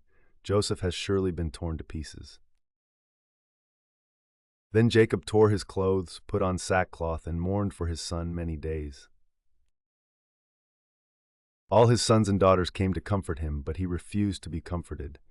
"No," he said, "I will continue to mourn until I join my son in the grave." So his father wept for him. Meanwhile, the Midianites sold Joseph in Egypt to Potiphar, one of Pharaoh's officials, the captain of the guard. At that time, Judah left his brothers and went down to stay with a man of Adullam named Hirah. There Judah met the daughter of a Canaanite man named Shua. He married her and made love to her. She became pregnant and gave birth to a son who was named She conceived again and gave birth to a son and named him Onan. She gave birth to still another son and named him Shelah. It was at Kezib that she gave birth to him. Judah got a wife for his firstborn, and her name was Tamar. But Judah's firstborn, was wicked in the Lord's sight, so the Lord put him to death. Then Judah said to Onan, "Sleep with your brother's wife, and fulfill your duty to her as a brother-in-law to raise up offspring for your brother." But Onan knew that the child would not be his, so whenever he slept with his brother's wife, he spilled his semen on the ground to keep from providing offspring for his brother. What he did was wicked in the Lord's sight, so the Lord put him to death also. Judah then said to his daughter-in-law Tamar, "Live as a widow in your father's household until my son Shelah grows up," for he thought, "He may die too, just like his brothers."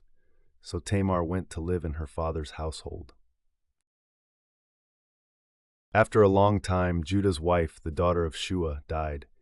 When Judah had recovered from his grief, he went up to Timnah, to the men who were shearing his sheep, and his friend Hirah the Adullamite went with him.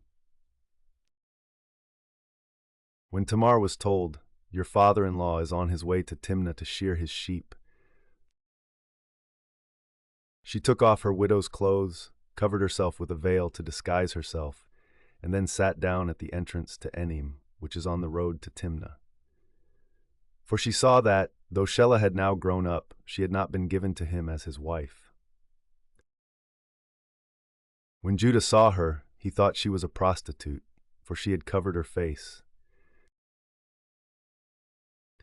Not realizing that she was his daughter-in-law, he went over to her by the roadside and said, "Come now, let me sleep with you." "And what will you give me to sleep with you?" she asked. "I'll send you a young goat from my flock," he said. "Will you give me something as a pledge until you send it?" she asked. He said, "What pledge should I give you?" "Your seal and its cord and the staff in your hand," she answered. So he gave them to her and slept with her, and she became pregnant by him. After she left, she took off her veil and put on her widow's clothes again. Meanwhile, Judah sent the young goat by his friend the Adullamite in order to get his pledge back from the woman, but he did not find her. He asked the men who lived there, "Where is the shrine prostitute who was beside the road at Enaim?" "There hasn't been any shrine prostitute here," they said. So he went back to Judah and said, "I didn't find her. Besides, the men who lived there said, 'There hasn't been any shrine prostitute here.'" Then Judah said, "Let her keep what she has, or we will become a laughingstock. After all, I did send her this young goat, but you didn't find her." About 3 months later, Judah was told, "Your daughter-in-law Tamar is guilty of prostitution, and as a result she is now pregnant." Judah said, "Bring her out and have her burned to death." As she was being brought out, she sent a message to her father-in-law. "I am pregnant by the man who owns these," she said, and she added, "See if you recognize whose seal and cord and staff these are." Judah recognized them and said, "She is more righteous than I, since I wouldn't give her to my son Shelah," and he did not sleep with her again. When the time came for her to give birth, there were twin boys in her womb. As she was giving birth, one of them put out his hand, so the midwife took a scarlet thread and tied it on his wrist and said, "This one came out first." But when he drew back his hand, his brother came out, and she said, "So this is how you have broken out." And he was named Perez. Then his brother, who had the scarlet thread on his wrist, came out, and he was named Zerah. Now Joseph had been taken down to Egypt. Potiphar, an Egyptian who was one of Pharaoh's officials, the captain of the guard, bought him from the Ishmaelites who had taken him there. The Lord was with Joseph so that he prospered, and he lived in the house of his Egyptian master. When his master saw that the Lord was with him, and that the Lord gave him success in everything he did, Joseph found favor in his eyes and became his attendant. Potiphar put him in charge of his household, and he entrusted to his care everything he owned. From the time he put him in charge of his household and of all that he owned, the Lord blessed the household of the Egyptian because of Joseph. The blessing of the Lord was on everything Potiphar had, both in the house and in the field. So Potiphar left everything he had in Joseph's care. With Joseph in charge, he did not concern himself with anything except the food he ate. Now Joseph was well built and handsome, and after a while his master's wife took notice of Joseph and said, "Come to bed with me." But he refused. "With me in charge," he told her, "my master does not concern himself with anything in the house. Everything he owns he has entrusted to my care. No one is greater in this house than I am. My master has withheld nothing from me except you, because you are his wife. How then could I do such a wicked thing and sin against God?" And though she spoke to Joseph day after day, he refused to go to bed with her or even be with her. One day he went into the house to attend to his duties, and none of the household servants was inside. She caught him by his cloak and said, "Come to bed with me." But he left his cloak in her hand and ran out of the house. When she saw that he had left his cloak in her hand and had run out of the house, she called her household servants. "Look," she said to them, "this Hebrew has been brought to us to make sport of us. He came in here to sleep with me, but I screamed. When he heard me scream for help, he left his cloak beside me and ran out of the house." She kept his cloak beside her until his master came home. Then she told him this story: "That Hebrew slave you brought us came to me to make sport of me. But as soon as I screamed for help, he left his cloak beside me and ran out of the house." When his master heard the story, his wife told him, saying, "This is how your slave treated me." He burned with anger. Joseph's master took him and put him in prison, the place where the king's prisoners were confined. But while Joseph was there in the prison, the Lord was with him. He showed him kindness and granted him favor in the eyes of the prison warden. So the warden put Joseph in charge of all those held in the prison, and he was made responsible for all that was done there. The warden paid no attention to anything under Joseph's care, because the Lord was with Joseph and gave him success in whatever he did. Some time later, the cupbearer and the baker of the king of Egypt offended their master, the king of Egypt. Pharaoh was angry with his two officials, the chief cupbearer and the chief baker, and put them in custody in the house of the captain of the guard, in the same prison where Joseph was confined. The captain of the guard assigned them to Joseph, and he attended them. After they had been in custody for some time, each of the two men, the cupbearer and the baker of the king of Egypt, who were being held in prison, had a dream the same night, and each dream had a meaning of its own. When Joseph came to them the next morning, he saw that they were dejected. So he asked Pharaoh's officials who were in custody with him in his master's house, "Why do you look so sad today?" "We both had dreams," they answered, "but there is no one to interpret them." Then Joseph said to them, "Do not interpretations belong to God? Tell me your dreams." So the chief cupbearer told Joseph his dream. He said to him, "In my dream I saw a vine in front of me, and on the vine were 3 branches. As soon as it budded, it blossomed, and its clusters ripened into grapes. Pharaoh's cup was in my hand, and I took the grapes, squeezed them into Pharaoh's cup, and put the cup in his hand."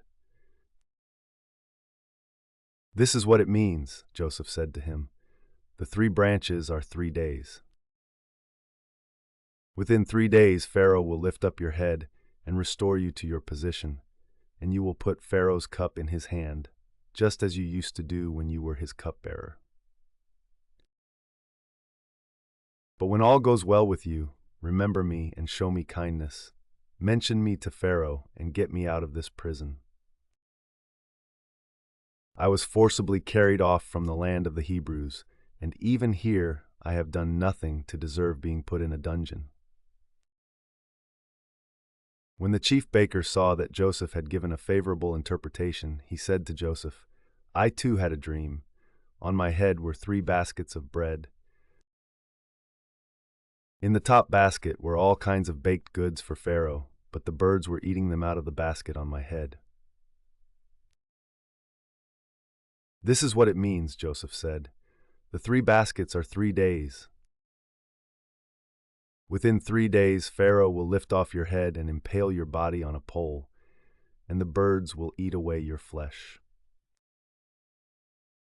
Now the 3rd day was Pharaoh's birthday, and he gave a feast for all his officials. He lifted up the heads of the chief cupbearer and the chief baker in the presence of his officials. He restored the chief cupbearer to his position so that he once again put the cup into Pharaoh's hand. But he impaled the chief baker, just as Joseph had said to them in his interpretation. The chief cupbearer, however, did not remember Joseph. He forgot him.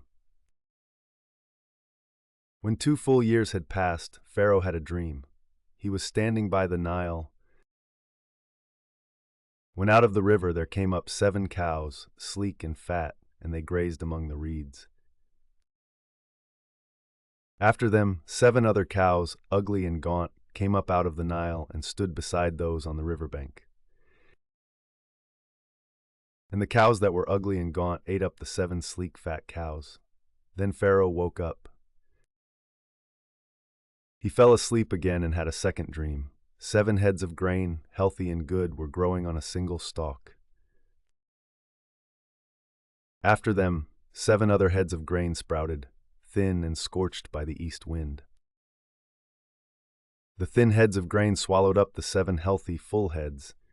Then Pharaoh woke up. It had been a dream.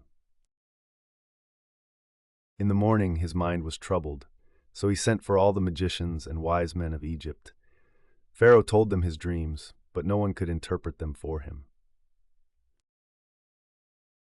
Then the chief cupbearer said to Pharaoh, "Today I am reminded of my shortcomings." Pharaoh was once angry with his servants, and he imprisoned me and the chief baker in the house of the captain of the guard. Each of us had a dream the same night, and each dream had a meaning of its own. Now a young Hebrew was there with us, a servant of the captain of the guard. We told him our dreams, and he interpreted them for us, giving each man the interpretation of his dream. And things turned out exactly as he interpreted them to us. I was restored to my position, and the other man was impaled. So Pharaoh sent for Joseph, and he was quickly brought from the dungeon. When he had shaved and changed his clothes, he came before Pharaoh.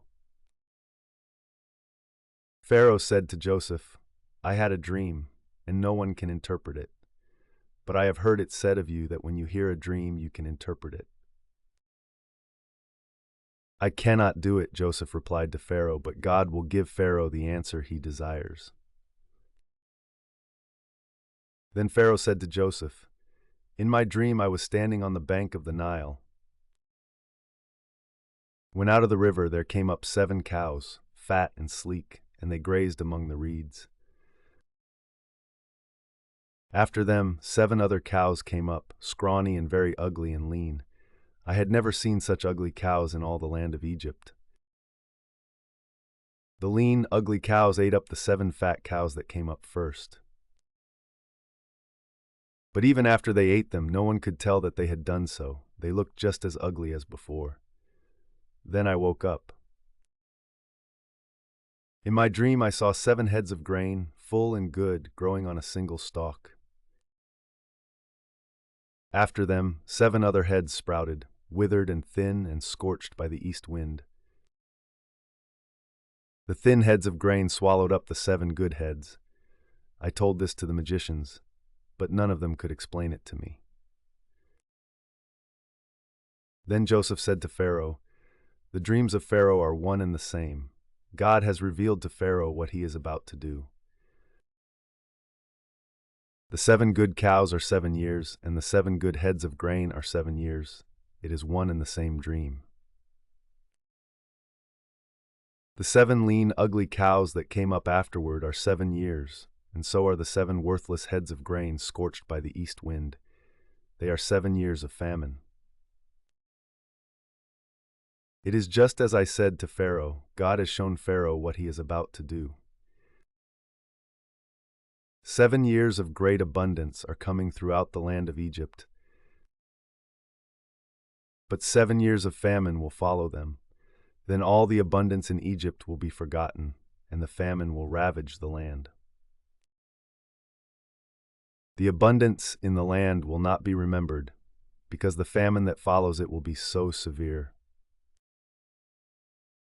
The reason the dream was given to Pharaoh in two forms is that the matter has been firmly decided by God, and God will do it soon. And now let Pharaoh look for a discerning and wise man and put him in charge of the land of Egypt.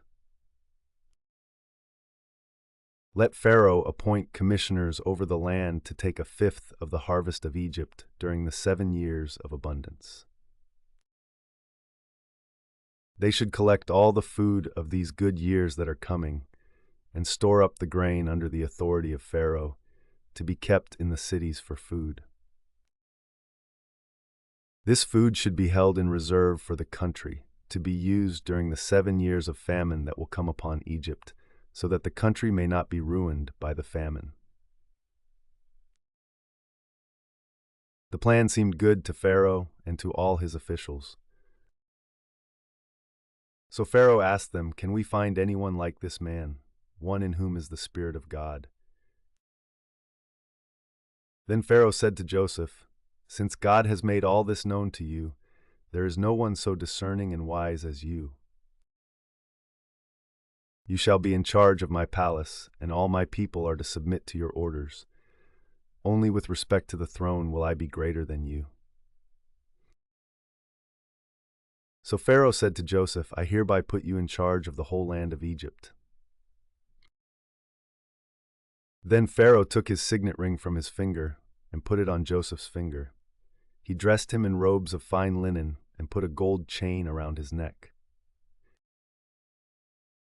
He had him ride in a chariot as his second in command, and people shouted before him, "Make way!" Thus he put him in charge of the whole land of Egypt. Then Pharaoh said to Joseph, "I am Pharaoh, but without your word no one will lift hand or foot in all Egypt." Pharaoh gave Joseph the name Zaphenath-Paneah and gave him Asenath, daughter of Potipherah, priest of On, to be his wife. And Joseph went throughout the land of Egypt. Joseph was 30 years old when he entered the service of Pharaoh, king of Egypt. And Joseph went out from Pharaoh's presence and traveled throughout Egypt. During the 7 years of abundance, the land produced plentifully. Joseph collected all the food produced in those 7 years of abundance in Egypt and stored it in the cities. In each city he put the food grown in the fields surrounding it. Joseph stored up huge quantities of grain like the sand of the sea. It was so much that he stopped keeping records because it was beyond measure. Before the years of famine came, 2 sons were born to Joseph by Asenath, daughter of Potipherah, priest of On. Joseph named his firstborn Manasseh and said, "It is because God has made me forget all my trouble and all my father's household." The second son he named Ephraim and said, "It is because God has made me fruitful in the land of my suffering." The 7 years of abundance in Egypt came to an end, and the 7 years of famine began, just as Joseph had said. There was famine in all the other lands, but in the whole land of Egypt there was food. When all Egypt began to feel the famine, the people cried to Pharaoh for food. Then Pharaoh told all the Egyptians, "Go to Joseph and do what he tells you." When the famine had spread over the whole country, Joseph opened all the storehouses and sold grain to the Egyptians, for the famine was severe throughout Egypt. And all the world came to Egypt to buy grain from Joseph, because the famine was severe everywhere. When Jacob learned that there was grain in Egypt, he said to his sons, "Why do you just keep looking at each other?" He continued, "I have heard that there is grain in Egypt. Go down there and buy some for us so that we may live and not die." Then 10 of Joseph's brothers went down to buy grain from Egypt. But Jacob did not send Benjamin, Joseph's brother, with the others, because he was afraid that harm might come to him. So Israel's sons were among those who went to buy grain, for there was famine in the land of Canaan also. Now Joseph was the governor of the land, the person who sold grain to all its people. So when Joseph's brothers arrived, they bowed down to him with their faces to the ground. As soon as Joseph saw his brothers, he recognized them, but he pretended to be a stranger and spoke harshly to them. "Where do you come from?" he asked. "From the land of Canaan," they replied, "to buy food." Although Joseph recognized his brothers, they did not recognize him. Then he remembered his dreams about them and said to them, "You are spies. You have come to see where our land is unprotected." "No, my lord," they answered. "Your servants have come to buy food. We are all the sons of one man. Your servants are honest men, not spies." "No," he said to them, "you have come to see where our land is unprotected." But they replied, "Your servants were 12 brothers, the sons of one man, who lives in the land of Canaan. The youngest is now with our father, and one is no more." Joseph said to them, "It is just as I told you, you are spies. And this is how you will be tested. As surely as Pharaoh lives, you will not leave this place unless your youngest brother comes here. Send one of your number to get your brother. The rest of you will be kept in prison, so that your words may be tested to see if you are telling the truth. If you are not, then as surely as Pharaoh lives, you are spies." And he put them all in custody for 3 days. On the 3rd day, Joseph said to them, "Do this and you will live, for I fear God. If you are honest men, let one of your brothers stay here in prison, while the rest of you go and take grain back for your starving households. But you must bring your youngest brother to me, so that your words may be verified and that you may not die." This they proceeded to do. They said to one another, "Surely we are being punished because of our brother. We saw how distressed he was when he pleaded with us for his life, but we would not listen. That's why this distress has come on us." Reuben replied, "Didn't I tell you not to sin against the boy? But you wouldn't listen. Now we must give an accounting for his blood."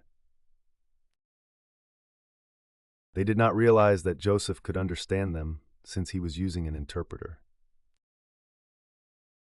He turned away from them and began to weep, but then came back and spoke to them again. He had Simeon taken from them and bound before their eyes.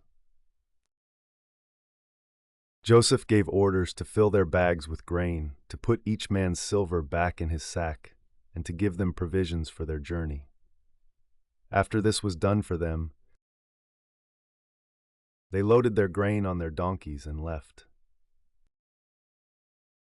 At the place where they stopped for the night, one of them opened his sack to get feed for his donkey, and he saw his silver in the mouth of his sack. "My silver has been returned," he said to his brothers. "Here it is in my sack." Their hearts sank, and they turned to each other trembling and said, "What is this that God has done to us?" When they came to their father Jacob in the land of Canaan, they told him all that had happened to them. They said, "The man who is lord over the land spoke harshly to us and treated us as though we were spying on the land. But we said to him, 'We are honest men, we are not spies.'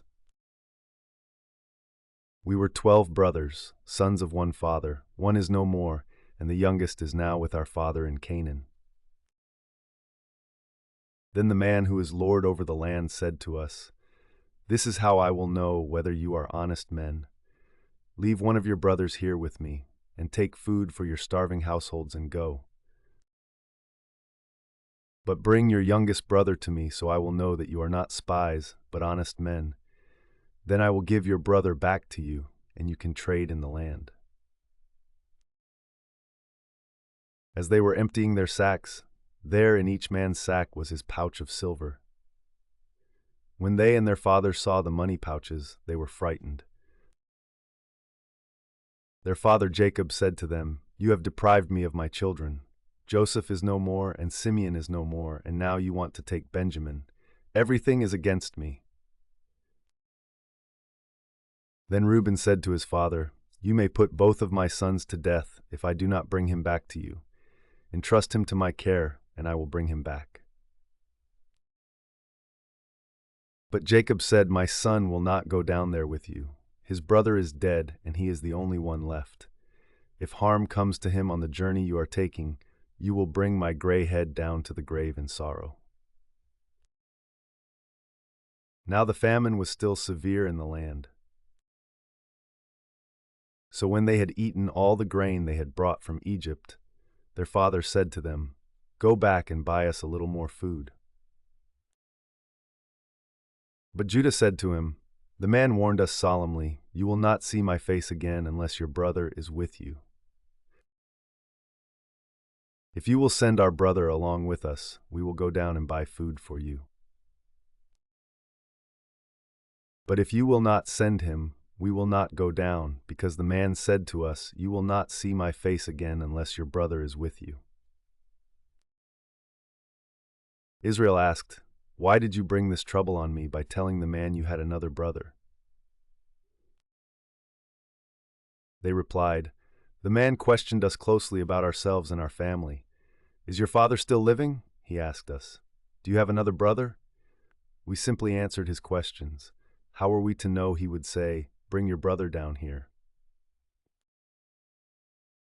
Then Judah said to Israel his father, "Send the boy along with me, and we will go at once, so that we and you and our children may live and not die. I myself will guarantee his safety. You can hold me personally responsible for him. If I do not bring him back to you and set him here before you, I will bear the blame before you all my life. As it is, if we had not delayed, we could have gone and returned twice." Then their father Israel said to them, "If it must be, then do this. Put some of the best products of the land in your bags and take them down to the man as a gift. A little balm and a little honey, some spices and myrrh, some pistachio nuts and almonds. Take double the amount of silver with you, for you must return the silver that was put back into the mouths of your sacks. Perhaps it was a mistake. Take your brother also and go back to the man at once. And may God Almighty grant you mercy before the man, so that he will let your other brother and Benjamin come back with you. As for me, if I am bereaved, I am bereaved." So the men took the gifts and double the amount of silver, and Benjamin also. They hurried down to Egypt and presented themselves to Joseph. When Joseph saw Benjamin with them, he said to the steward of his house, "Take these men to my house, slaughter an animal, and prepare a meal. They are to eat with me at noon." The man did as Joseph told him and took the men to Joseph's house. Now the men were frightened when they were taken to his house. They thought, "We were brought here because of the silver that was put back into our sacks the first time. He wants to attack us and overpower us and seize us as slaves and take our donkeys." So they went up to Joseph's steward and spoke to him at the entrance to the house. "We beg your pardon, our lord," they said. "We came down here the first time to buy food. But at the place where we stopped for the night, we opened our sacks, and each of us found his silver, the exact weight, in the mouth of his sack. So we have brought it back with us. We have also brought additional silver with us to buy food. We don't know who put our silver in our sacks." "It's all right," he said. "Don't be afraid. Your God, the God of your father, has given you treasure in your sacks. I received your silver." Then he brought Simeon out to them. The steward took the men into Joseph's house, gave them water to wash their feet, and provided fodder for their donkeys. They prepared their gifts for Joseph's arrival at noon. because they had heard that they were to eat there. When Joseph came home, they presented to him the gifts they had brought into the house, and they bowed down before him to the ground. He asked them how they were, and then he said, "How is your aged father you told me about? Is he still living?" They replied, "Your servant our father is still alive and well." And they bowed down, prostrating themselves before him. As he looked about and saw his brother Benjamin, his own mother's son, he asked, "Is this your youngest brother, the one you told me about?"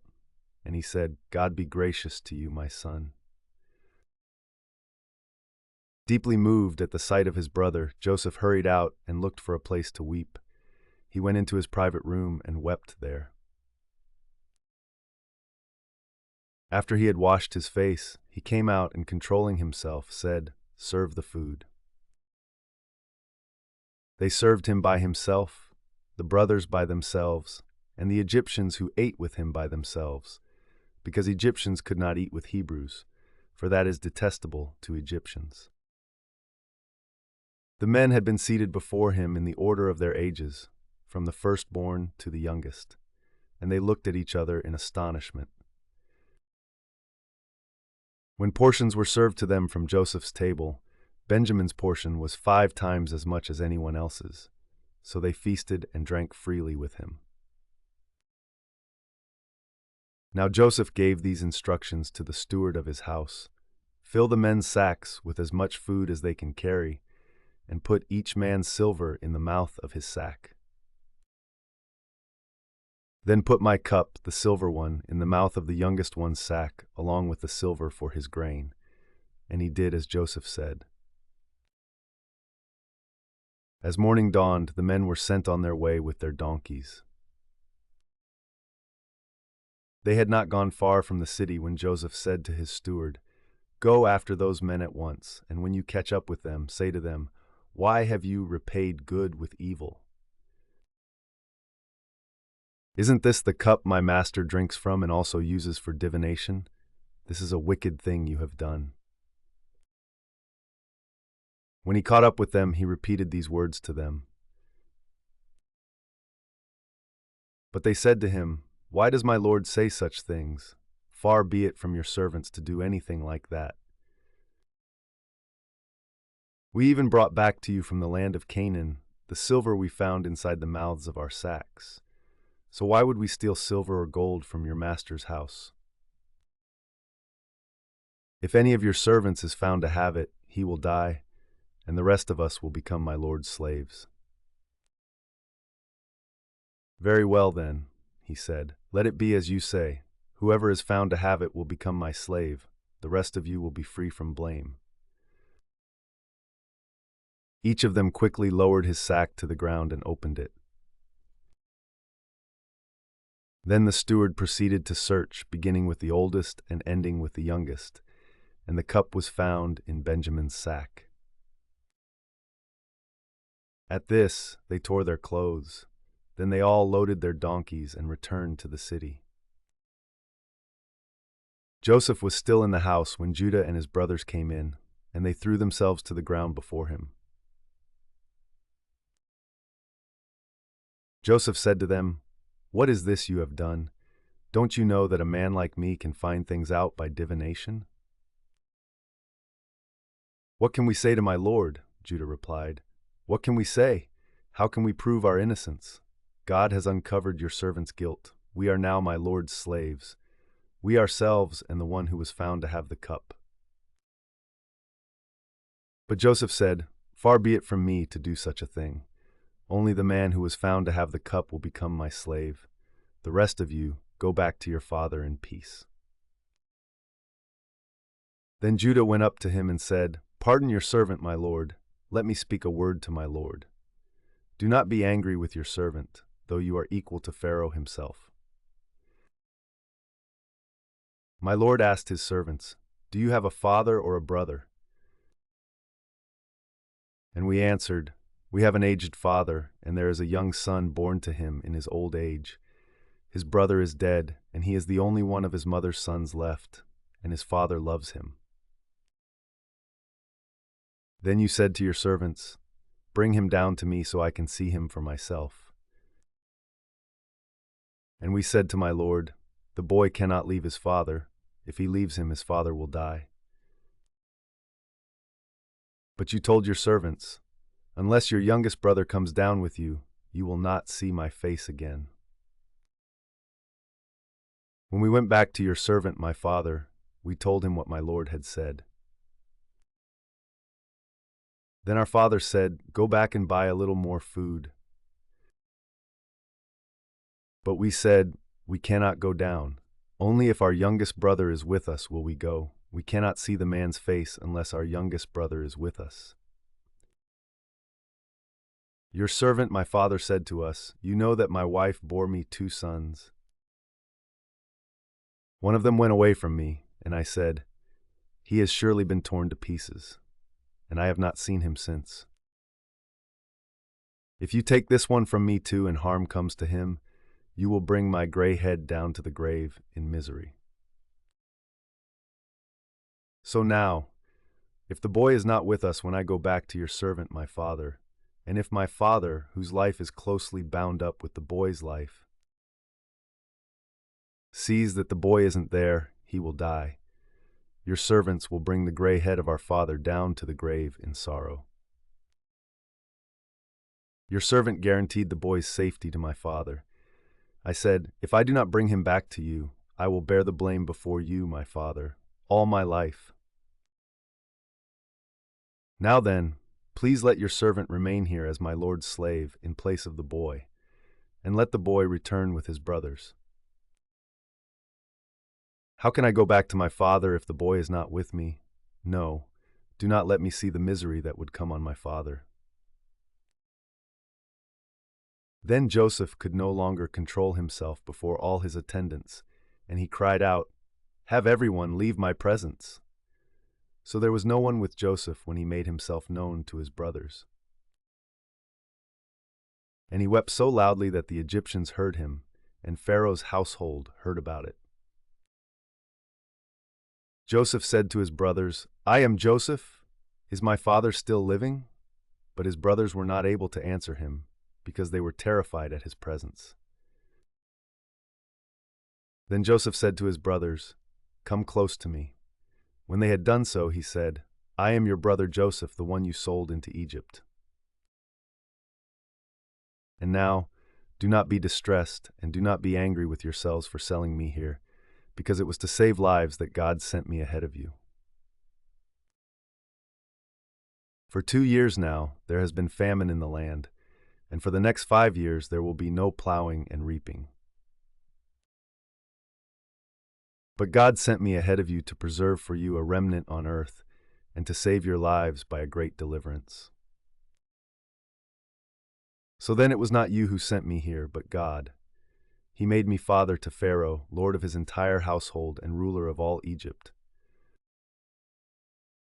Now hurry back to my father and say to him, this is what your son Joseph says, God has made me lord of all Egypt. Come down to me, don't delay. You shall live in the region of Goshen and be near me, you, your children and grandchildren, your flocks and herds, and all you have. I will provide for you there, because 5 years of famine are still to come. Otherwise you and your household and all who belong to you will become destitute. You can see for yourselves, and so can my brother Benjamin, that it is really I who am speaking to you. Tell my father about all the honor accorded me in Egypt and about everything you have seen, and bring my father down here quickly. Then he threw his arms around his brother Benjamin and wept, and Benjamin embraced him, weeping. And he kissed all his brothers and wept over them. Afterward his brothers talked with him. When the news reached Pharaoh's palace that Joseph's brothers had come, Pharaoh and all his officials were pleased.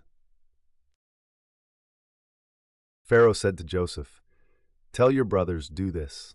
Load your animals and return to the land of Canaan, and bring your father and your families back to me. I will give you the best of the land of Egypt, and you can enjoy the fat of the land. You are also directed to tell them, "Do this. Take some carts from Egypt for your children and your wives, and get your father and come. Never mind about your belongings, because the best of all Egypt will be yours." So the sons of Israel did this. Joseph gave them carts, as Pharaoh had commanded, and he also gave them provisions for their journey. To each of them he gave new clothing, but to Benjamin he gave 300 shekels of silver and 5 sets of clothes. And this is what he sent to his father: 10 donkeys loaded with the best things of Egypt, and 10 female donkeys loaded with grain and bread and other provisions for his journey. Then he sent his brothers away, and as they were leaving he said to them, "Don't quarrel on the way." So they went up out of Egypt and came to their father Jacob in the land of Canaan. They told him, "Joseph is still alive. In fact, he is ruler of all Egypt." Jacob was stunned. He did not believe them. But when they told him everything Joseph had said to them, and when he saw the carts Joseph had sent to carry him back, the spirit of their father Jacob revived. And Israel said, "I'm convinced. My son Joseph is still alive. I will go and see him before I die." So Israel set out with all that was his.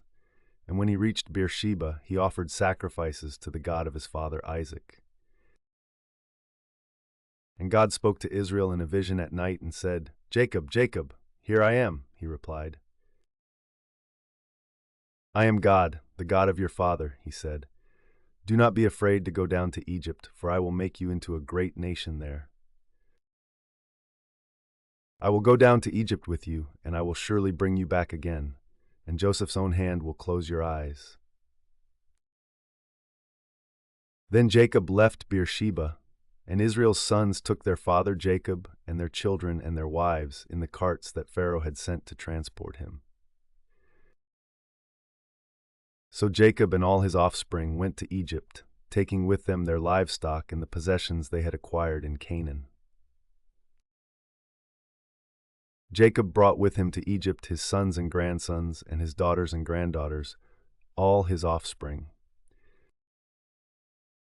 These are the names of the sons of Israel, Jacob and his descendants, who went to Egypt: Reuben, the firstborn of Jacob.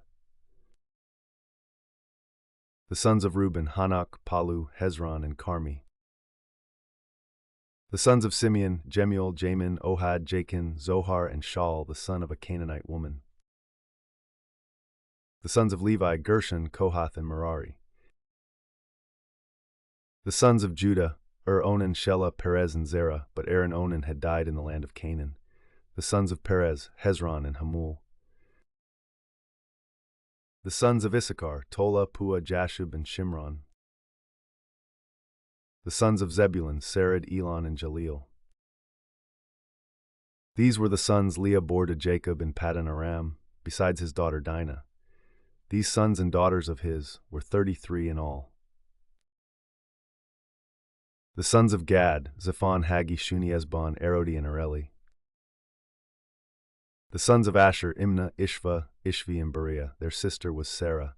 The sons of Beriah: Heber and Malchiel. These were the children born to Jacob by Zilpah, whom Laban had given to his daughter Leah, 16 in all.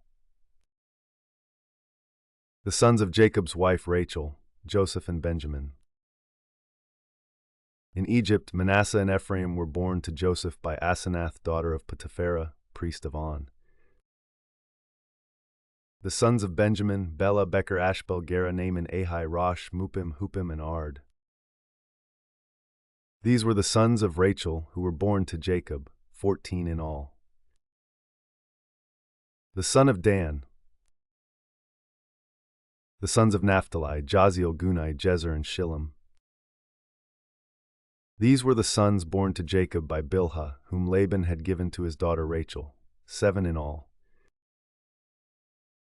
All those who went to Egypt with Jacob, those who were his direct descendants, not counting his sons' wives, numbered 66 persons. With the two sons who had been born to Joseph in Egypt, the members of Jacob's family, which went to Egypt, were 70 in all. Now Jacob sent Judah ahead of him to Joseph to get directions to Goshen. When they arrived in the region of Goshen, Joseph had his chariot made ready and went to Goshen to meet his father Israel. As soon as Joseph appeared before him, he threw his arms around his father and wept for a long time. Israel said to Joseph, "Now I am ready to die, since I have seen for myself that you are still alive." Then Joseph said to his brothers and to his father's household, "I will go up and speak to Pharaoh, and will say to him, 'My brothers and my father's household, who were living in the land of Canaan, have come to me. The men are shepherds, they tend livestock, and they have brought along their flocks and herds and everything they own.' When Pharaoh calls you in and asks, 'What is your occupation?' you should answer, 'Your servants have tended livestock from our boyhood on, just as our fathers did.' Then you will be allowed to settle in the region of Goshen, for all shepherds are detestable to the Egyptians." Joseph went and told Pharaoh, "My father and brothers, with their flocks and herds and everything they own, have come from the land of Canaan and are now in Goshen." He chose 5 of his brothers and presented them before Pharaoh. Pharaoh asked the brothers, "What is your occupation?" "Your servants are shepherds," they replied to Pharaoh, "just as our fathers were." They also said to him, "We have come to live here for a while, because the famine is severe in Canaan and your servants' flocks have no pasture. So now, please let your servants settle in Goshen."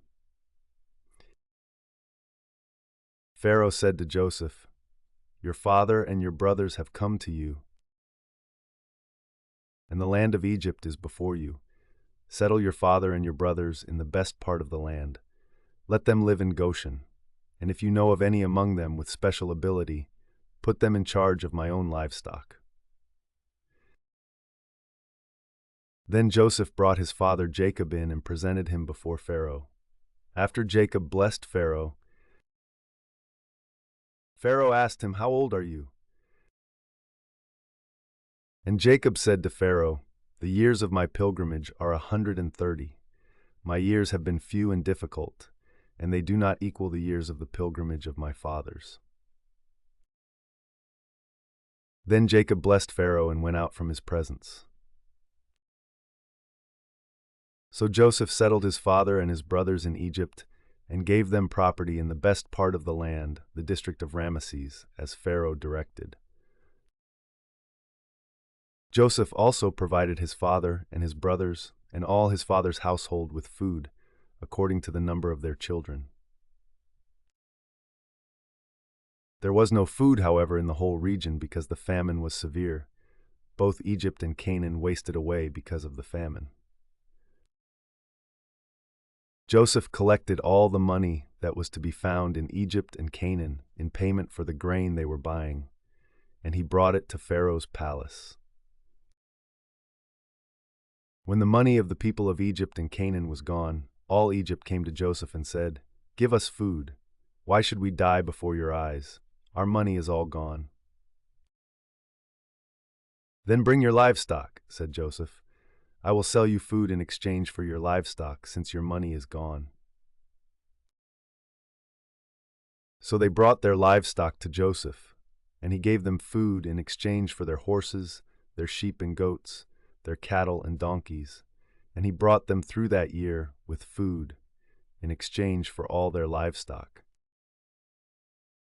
When that year was over, they came to him the following year and said, "We cannot hide from our Lord the fact that since our money is gone and our livestock belongs to you, there is nothing left for our Lord except our bodies and our land. Why should we perish before your eyes, we and our land as well? Buy us and our land in exchange for food, and we with our land will be in bondage to Pharaoh. Give us seed so that we may live and not die, and that the land may not become desolate." So Joseph bought all the land in Egypt for Pharaoh. The Egyptians, one and all, sold their fields because the famine was too severe for them. The land became Pharaoh's, and Joseph reduced the people to servitude from one end of Egypt to the other. However, he did not buy the land of the priests, because they received a regular allotment from Pharaoh and had food enough from the allotment Pharaoh gave them. That is why they did not sell their land. Joseph said to the people, "Now that I have bought you and your land today for Pharaoh, here is seed for you so you can plant the ground. But when the crop comes in, give a fifth of it to Pharaoh. The other 4/5 you may keep as seed for the fields and as food for yourselves and your households and your children." "You have saved our lives," they said. "May we find favor in the eyes of our Lord. We will be in bondage to Pharaoh." So Joseph established it as a law concerning land in Egypt, still in force today, that a fifth of the produce belongs to Pharaoh. It was only the land of the priests that did not become Pharaoh's. Now the Israelites settled in Egypt in the region of Goshen. They acquired property there and were fruitful and increased greatly in number. Jacob lived in Egypt 17 years, and the years of his life were 147. When the time drew near for Israel to die, he called for his son Joseph and said to him, "If I have found favor in your eyes, put your hand under my thigh and promise that you will show me kindness and faithfulness. Do not bury me in Egypt. But when I rest with my fathers, carry me out of Egypt and bury me where they are buried." "I will do as you say," he said. "Swear to me," he said. Then Joseph swore to him, and Israel worshipped as he leaned on the top of his staff. Sometime later, Joseph was told, "Your father is ill." So he took his 2 sons, Manasseh and Ephraim, along with him. When Jacob was told, "Your son Joseph has come to you," Israel rallied his strength and sat up on the bed. Jacob said to Joseph, "God Almighty appeared to me at Luz in the land of Canaan, and there he blessed me, and said to me, 'I am going to make you fruitful and increase your numbers. I will make you a community of peoples, and I will give this land as an everlasting possession to your descendants after you.' Now then, your 2 sons born to you in Egypt before I came to you here will be reckoned as mine. Ephraim and Manasseh will be mine, just as Reuben and Simeon are mine. Any children born to you after them will be yours. In the territory they inherit, they will be reckoned under the names of their brothers." As I was returning from Paddan, to my sorrow Rachel died in the land of Canaan while we were still on the way, a little distance from Ephrath. So I buried her there beside the road to Ephrath, that is, Bethlehem. When Israel saw the sons of Joseph, he asked, "Who are these?" "They are the sons God has given me here," Joseph said to his father. Then Israel said, "Bring them to me so I may bless them." Now Israel's eyes were failing because of old age, and he could hardly see. So Joseph brought his sons close to him, and his father kissed them and embraced them. Israel said to Joseph, "I never expected to see your face again, and now God has allowed me to see your children too." Then Joseph removed them from Israel's knees and bowed down with his face to the ground. And Joseph took both of them, Ephraim on his right toward Israel's left hand, and Manasseh on his left toward Israel's right hand, and brought them close to him. But Israel reached out his right hand and put it on Ephraim's head, though he was the younger, and crossing his arms he put his left hand on Manasseh's head, even though Manasseh was the firstborn. Then he blessed Joseph and said, "May the God before whom my fathers Abraham and Isaac walked faithfully, the God who has been my shepherd all my life to this day, the angel who has delivered me from all harm, May he bless these boys. May they be called by my name and the names of my fathers Abraham and Isaac, and may they increase greatly on the earth." When Joseph saw his father placing his right hand on Ephraim's head, he was displeased. So he took hold of his father's hand to move it from Ephraim's head to Manasseh's head. Joseph said to him, "No, my father, this one is the firstborn. Put your right hand on his head." But his father refused and said, "I know, my son, I know. He too will become a people, and he too will become great. Nevertheless, his younger brother will be greater than he, and his descendants will become a group of nations." He blessed them that day and said, "In your name will Israel pronounce this blessing. May God make you like Ephraim and Manasseh." So he put Ephraim ahead of Manasseh. Then Israel said to Joseph, "I am about to die, but God will be with you and take you back to the land of your fathers. And to you I give one more ridge of land than to your brothers, the ridge I took from the Amorites with my sword and my bow." Then Jacob called for his sons and said, "Gather around so I can tell you what will happen to you in days to come. Assemble and listen, sons of Jacob. Listen to your father Israel. Reuben, you are my firstborn, my might, the first sign of my strength, excelling in honor, excelling in power. Turbulent as the waters, you will no longer excel, for you went up onto your father's bed, onto my couch, and defiled it. Simeon and Levi are brothers, their swords are weapons of violence. Let me not enter their council, let me not join their assembly, for they have killed men in their anger and hamstrung oxen as they pleased. Cursed be their anger, so fierce, and their fury so cruel. I will scatter them in Jacob and disperse them in Israel. Judah, your brothers will praise you. Your hand will be on the neck of your enemies. Your father's sons will bow down to you. You are a lion's cub, Judah. You return from the prey, my son. Like a lion he crouches and lies down like a lioness. Who dares to rouse him? The scepter will not depart from Judah, nor the ruler's staff from between his feet, until he to whom it belongs shall come, and the obedience of the nations shall be his. He will tether his donkey to a vine, his colt to the choicest branch. He will wash his garments in wine, his robes in the blood of grapes. His eyes will be darker than wine, his teeth whiter than milk. Zebulun will live by the seashore and become a haven for ships. His border will extend towards Sidon. Issachar is a raw-boned donkey lying down among the sheep pens. When he sees how good is his resting place and how pleasant is his land, he will bend his shoulder to the burden and submit to forced labor. Dan will provide justice for his people as one of the tribes of Israel. Dan will be a snake by the roadside, a viper along the path, that bites the horse's heel so that its rider tumbles backward. I look for your deliverance, Lord. Gad will be attacked by a band of raiders, but he will attack them at their heels.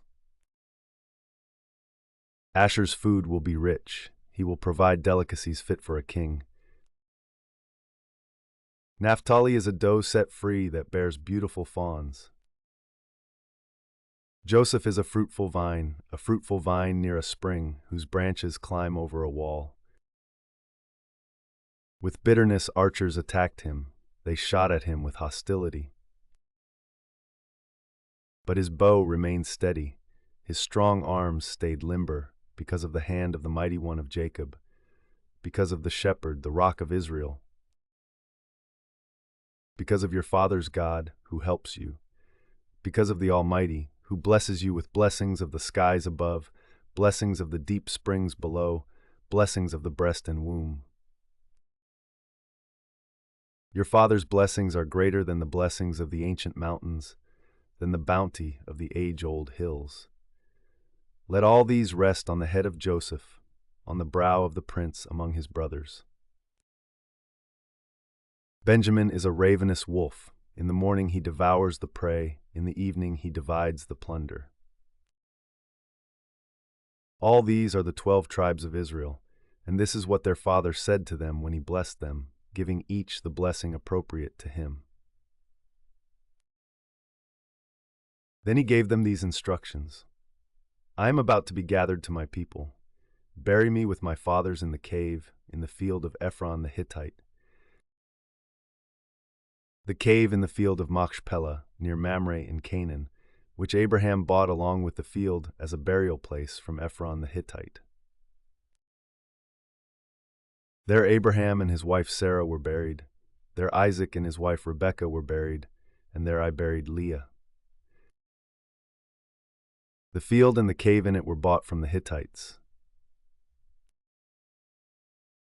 When Jacob had finished giving instructions to his sons, he drew his feet up into the bed, breathed his last, and was gathered to his people.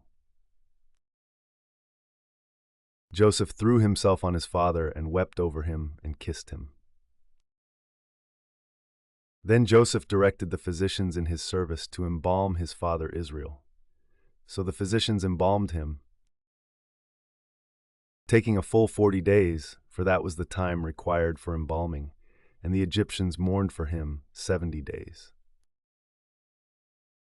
When the days of mourning had passed, Joseph said to Pharaoh's court, If I have found favor in your eyes, speak to Pharaoh for me. Tell him, My father made me swear an oath and said, I am about to die. Bury me in the tomb I dug for myself in the land of Canaan. Now let me go up and bury my father, then I will return. Pharaoh said, Go up and bury your father as he made you swear to do. So Joseph went up to bury his father. All Pharaoh's officials accompanied him, the dignitaries of his court and all the dignitaries of Egypt. Besides all the members of Joseph's household and his brothers, and those belonging to his father's household. Only their children and their flocks and herds were left in Goshen. Chariots and horsemen also went up with him. It was a very large company. When they reached the threshing floor of Atad, near the Jordan, they lamented loudly and bitterly, and there Joseph observed a 7-day period of mourning for his father. When the Canaanites who lived there saw the mourning at the threshing floor of Atad, they said, The Egyptians are holding a solemn ceremony of mourning. That is why that place near the Jordan is called Abel Mizraim. So Jacob's sons did as he had commanded them.